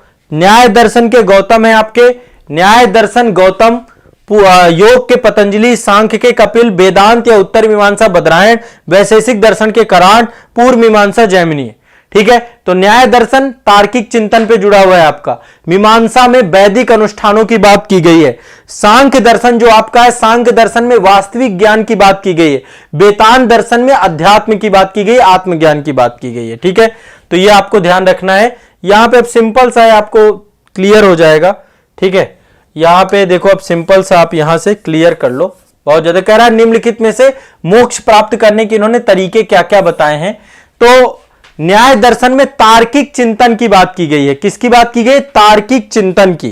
तार्किक चिंतन की बात की गई है। ठीक है, न्याय दर्शन में क्या बात की गई? तार्किक चिंतन। तो ए का 4 सही है। ए का 4, ये वाला बी सही होगा। ठीक है, बी सही होगा। मीमांसा दर्शन में क्या है? मीमांसा दर्शन में वैदिक अनुष्ठानों की बात की गई है, तो बी का 3 सही होगा। सांख्य दर्शन में किसकी बात की गई? वास्तविक ज्ञान की बात की गई है, तो वास्तविक ज्ञान कर्म के सिद्धांत से जुड़ा हुआ है आपका। और वेदांत दर्शन आत्मज्ञान की बात करता है। तो ये आपको ध्यान रखना है, और इससे जुड़े हुए ऋषि भी मैंने आपको बता दिए। एक क्वेश्चन ये भी पूछा जाता है, प्रच्छन्न बौद्ध किसे कहा जाता है? छिपा हुआ बौद्ध किसे कहा जाता है? ये मैंने अभी क्लास में पढ़ाया था मेडिवल हिस्ट्री में, भक्ति आंदोलन। तो भक्ति आंदोलन मैंने आपको बताया था कि शंकराचार्य जो अद्वैतवाद के प्रणेता थे, उनको जो है प्रच्छन्न बौद्ध कहा जाता है, छिपा हुआ बौद्ध कहा जाता है। तो प्रच्छन्न बौद्ध किसे कहते हैं? हम शंकराचार्य को। इससे भी प्रश्न पूछा जा सकता है। छिपा हुआ बौद्ध आपके शंकराचार्य। ठीक है, आने वाला भावी बुद्ध कौन है? मैत्रेय। ध्यान रखिएगा। ह्वेनसांग किसके शासनकाल में आया था? यह भी आपको मैंने अभी बताया था। सम्राट हर्ष के शासनकाल में ह्वेनसांग भारत में आया। इसकी एक पुस्तक है जिसका नाम है सी यू की। पुस्तक का नाम क्या है? सी यू की। इसने भारत में आने के बाद भारत के बारे में बहुत सारी जो है इसने बातें बताई। भारत के बारे में इसने यहां पे नालंदा विश्वविद्यालय में भी इसने अध्ययन प्राप्त किया काफी समय पर। ठीक है, तो महात्मा बुद्ध के बहुत सारे स्थानों पे गया। भारत में इसने बौद्ध धर्म की शिक्षा प्राप्त की, और इसने एक भारत के यात्रा वृत्तांत पे जो एक पुस्तक लिखी, उसका नाम है सी यू की। सी यू की, सी यू की। ठीक है, फायान ने जो पुस्तक लिखी थी उसका नाम था फो क्यों की। फायान की पुस्तक थी फो क्यों की। फायान चंद्रगुप्त के टाइम पे आया था। इसकी पुस्तक है आपकी हर्षवर्धन की सी यू की। ठीक है, इसकी ध्यान रखना, सी यू की। नेक्स्ट है, निम्नलिखित कथनों में से कौन सा 8वीं शताब्दी के संत शंकराचार्य के बारे में सही नहीं है? कह रहा है इनके बारे में कौन सी बात सही नहीं है। तो अब देखो, शंकराचार्य का जो दर्शन था आपका, उस दर्शन का नाम क्या था? अद्वैतवाद। ठीक है, शंकराचार्य ने अद्वैत के नाम से दर्शन दिया था। तो उन्होंने भारत के विभिन्न क्षेत्रों में 4 धाम स्थापित किए, ये कथन सही है। 4 मठ इन्होंने बनाए हैं। चारों मठों के बारे में एक बार नाम मैं आपको बता देता हूं। एक तो श्रृंगेरी मठ बनाया। श्रृंगेरी मठ कर्नाटक में है आपका, दक्षिण भारत में। ठीक है, श्रृंगेरी मठ कर्नाटक में है। द्वारका गुजरात में है। द्वारका पश्चिम, ये गुजरात में है, पश्चिम वाले क्षेत्र में। इसको कुछ इस तरीके से देख लेते हैं, ऐसे देख लेते हैं, नॉर्थ, वेस्ट, ईस्ट, साउथ। यहां पे तो श्रृंगेरी है आपका कर्नाटक में। वैसे ये चारों धाम के अंतर्गत नहीं आता है, बट एक पीठ बनाया था इन्होंने। ठीक है, यहां पे द्वारका है, द्वारका। यहां पे आपका पुरी है। ठीक है, जो जगन्नाथपुरी है उड़ीसा में, वही है आपका। और ऊपर जो आपका उत्तर में जोशी मठ बनाया इन्होंने, ज्योतिर्मठ या जोशी मठ, जोशी मठ या ज्योतिर्मठ, यह आपका उत्तराखंड में है। ठीक है, 4 जो है पीठ इन्होंने बनाए हैं, और ये 4 पीठ ही वर्तमान में हिंदू धर्म से जुड़े हुए कार्य यहां पे हैं। आज भी ज्योतिर्मठ में, जोशी मठ में आपके शंकराचार्य यहां पर आज भी है। ठीक है, तो ये ध्यान रखना है इसके बारे में। तो पहली बात 4 धाम स्थापित करने की बात की गई। बौद्ध धर्म और जैन धर्म के विस्तार पर रोक लगाई, बिल्कुल सही बात है, क्योंकि हिंदू धर्म को फिर से इन्होंने किया। प्रयाग का नाम तीर्थराज इन्होंने नहीं दिया, ठीक है। वेदांत दर्शन का प्रसार किया, बिल्कुल सही बात है, तो ये इसका सी गलत होगा, ध्यान रखना है। निम्नलिखित, ये आपके दरबारी कवि हैं, और दरबारी कवियों में कौन कौन से शासकों के टाइम पीरियड पे कौन कौन से दरबारी कवि आपके पाए जाते थे, रहते थे, ध्यान रखिएगा, ठीक है। अब यहां पे अमीर खुसरो है। अमीर खुसरो तो आपको पता है मिडिवल हिस्ट्री में अलाउद्दीन खिलजी के टाइम पीरियड पे था, ठीक है, अलाउद्दीन खिलजी के टाइम पीरियड पे था। कालिदास चंद्रगुप्त द्वितीय के टाइम पीरियड था, गुप्त काल से जुड़े हुए थे। हरिसेन समुद्रगुप्त के दरबार से थे। वाणभद्र हर्षवर्धन के दरबार से थे। तो ये आपको पता होनी चाहिए, कालिदास गुप्त वंश में थे, हरिसेन आपके गुप्त वंश में, समुद्रगुप्त, बाणभद्र वर्धन वंश या फिर पुष्यभूति वंश, अमीर खुसरो अलाउद्दीन, ठीक है। तो सिंपल सा 1 का 4, अब 1 के 4 में 2 हैं आपके, तो 1 के 4 में 2 हैं, तो दूसरा आपका क्या है, बी का 1, तो बी का 1, ये बी सही होगा इसका सही आंसर। नेक्स्ट है, अजंता और एलोरा की गुफाएं कहां पे अवस्थित हैं, औरंगाबाद। कहां पे अवस्थित है, औरंगाबाद, महाराष्ट्र में, ठीक है। अजंता और एलोरा गुफाएं महाराष्ट्र में अवस्थित है, औरंगाबाद में। पहाड़ों को राष्ट्रकूट शासकों के द्वारा बनवाया गया है, पहाड़ों को खोद करके गुफाओं का निर्माण करवाया गया है, और इनका निर्माण करवाया है राष्ट्रकूट नरेश कृष्ण प्रथम ने, कृष्ण प्रथम ने, राष्ट्रकूट शासक कृष्ण प्रथम के द्वारा ये बनवाई गई हैं, ध्यान रखिएगा। और यहां पर एलोरा में एक कैलाश मंदिर बनवाया गया है, पहाड़ को काट करके मंदिर बनवाया गया है, उसको बनवाना चाहिए, भारत का विश्व का अजूबा बनाना चाहिए, पर अभी तक उसको दर्जा मिला नहीं है। बहुत ही शानदार और कृष्ण प्रथम के द्वारा बनाया गया है। अब यहां पे अगला है, कह रहा है कि नागर, द्रविड़ और बेशर ये क्या है आपकी, नागर, द्रविड़ और बेशर क्या है, मंदिर वास्तुकला की शैलियां हैं। देखिए, गंधार, मथुरा और अमरावती मूर्ति कला की शैलियां हैं, नागर, बेशर और द्रविड़ आपकी मंदिर स्थापत्य की शैली है, मंदिर स्थापत्य कला से जुड़ी हुई है, ध्यान रखना है, ठीक है। नेक्स्ट है, 9वीं शताब्दी में चोल साम्राज्य की नींव किसने डाली, तो चोल साम्राज्य की नींव डाली है आपकी, अभी देखिए एक मूवी आई हुई है, बड़ा चर्चा में बनी हुई है, पुन्नी सेल्वम, है ना, आप देखेंगे पुण्य सेल्वम, PS1 PS2 करके मूवी आई है, दूसरा पार्ट आया उसका पुण्य सेल्वम का, वो चोल साम्राज्य पे बनी हुई है, सुंदर चोल के शासनकाल के टाइम पीरियड को दिखाया गया है, और उसी का एक बेटा था आपका पुण्य सेल्वम, जिसका नाम बाद में राजराज प्रथम पड़ा, और राजराज प्रथम के बाद जो है पूरा का पूरा करिकाल भी एक बेटा था, और दूसरा आपका राजराज प्रथम था। तो राजराज प्रथम जो चोल साम्राज्य में सबसे प्रतापी शासक था, ठीक है, तो उसकी पूरी कहानी है, उसी का नाम पुण्य सेल्वम उसी को कहा जाता है। मान लो एक क्वेश्चन पूछ लेता है कि पुण्य सेल्वम किसका नाम था, राजराज प्रथम का, चोल शासक का, ठीक है। तो चोल साम्राज्य की स्थापना किसने की, तो चोल साम्राज्य की स्थापना विजयालय के द्वारा की गई, किसके द्वारा, विजयालय के द्वारा चोल साम्राज्य की स्थापना की गई, किसके द्वारा, विजयालय के द्वारा चोल साम्राज्य की स्थापना की गई। देखो, शुरुआत में चोल जो थे पल्लवों के सामंत थे, पल्लव शासकों के, ठीक है, बाद में इन्होंने तंजौर पर अधिकार कर लिया। जब पांड्य शासक कमजोर हुए, वीर पांड्य को बाद में मार दिया जाता है, तो पांड्य शासक जब कमजोर हुए तो पांड्य शासकों की जगह पे तंजौर पे अधिकार कर लेते हैं कौन, चोल शासक, ठीक है। चोल साम्राज्य जो है तो विजयालय के द्वारा इसको बनाया गया, बाद में बहुत सारे शासक आए, सुंदर चोल आया, राजराज प्रथम, राजाधिराज, राजेंद्र चोल सबसे प्रतापी शासकों में से एक था आपका। तो ये आपके कुछ प्रमुख प्रश्न थे प्राचीन भारत के इतिहास से जुड़े हुए। इतने प्रश्नों को मैंने अभी संकलित आपके किया है, काफी सारे टॉपिक यहां पर मैंने आप सभी को रिवाइज कराने का प्रयास किया है। आप सभी सिंपल और आसान ये सारे टॉपिक आप सभी के यदि एग्जाम हॉल पे आएंगे, इनसे क्वेश्चन पूछे जाएंगे। ये वे टॉपिक थे जिन टॉपिक से बारंबारता ज्यादा होती है, तो प्राचीन भारत का इतिहास आप बेहतर तरीके से परफॉर्म कर पाएंगे। तो ये आपके इतिहास के महारिवीजन का, प्राचीन भारत के इतिहास के महारिवीजन की सीरीज है। देखिए, अभी और बहुत सारे क्वेश्चन हो सकते हैं, अभी आगे भी मैं एक एपिसोड और लेकर के आऊंगा आपका इस पे, ठीक है। तो वो जब आएगा तो उसमें लगभग आपके कवर हो जाएंगे, बट इससे प्राचीन भारत से क्वेश्चन आपके बहुत सारे निकलेंगे, और ये आपकी महारिवीजन श्रृंखला, इससे आपके सारे के सारे टॉपिक प्रयास किया मैंने कि कवर हो जाए बहुत शॉर्टकट में। इंडस वैली सिविलाइजेशन भी, वैदिक भी, आपका उत्तर वैदिक भी, महाजनपद भी, ये सारे टॉपिक आपके यहां पर मैंने फास्ट कवर किए हैं। तो आज के सेशन में इतना ही रखेंगे। आप सभी लोग इस सेशन में साथ बने रहे अंत तक, इसके लिए मैं आप सभी का बहुत बहुत शुक्रगुजार हूं। और आपको मैंने थोड़ा सा गति के साथ पढ़ाया है, क्योंकि गति बहुत जरूरी थी। स्पीड जितनी ज्यादा रखेंगे, टाइम हमारा बचेगा। टाइम हमारे लिए सबसे इंपॉर्टेंट है, सबसे बड़ी पूंजी है, सबसे बड़ी कैपिटल है।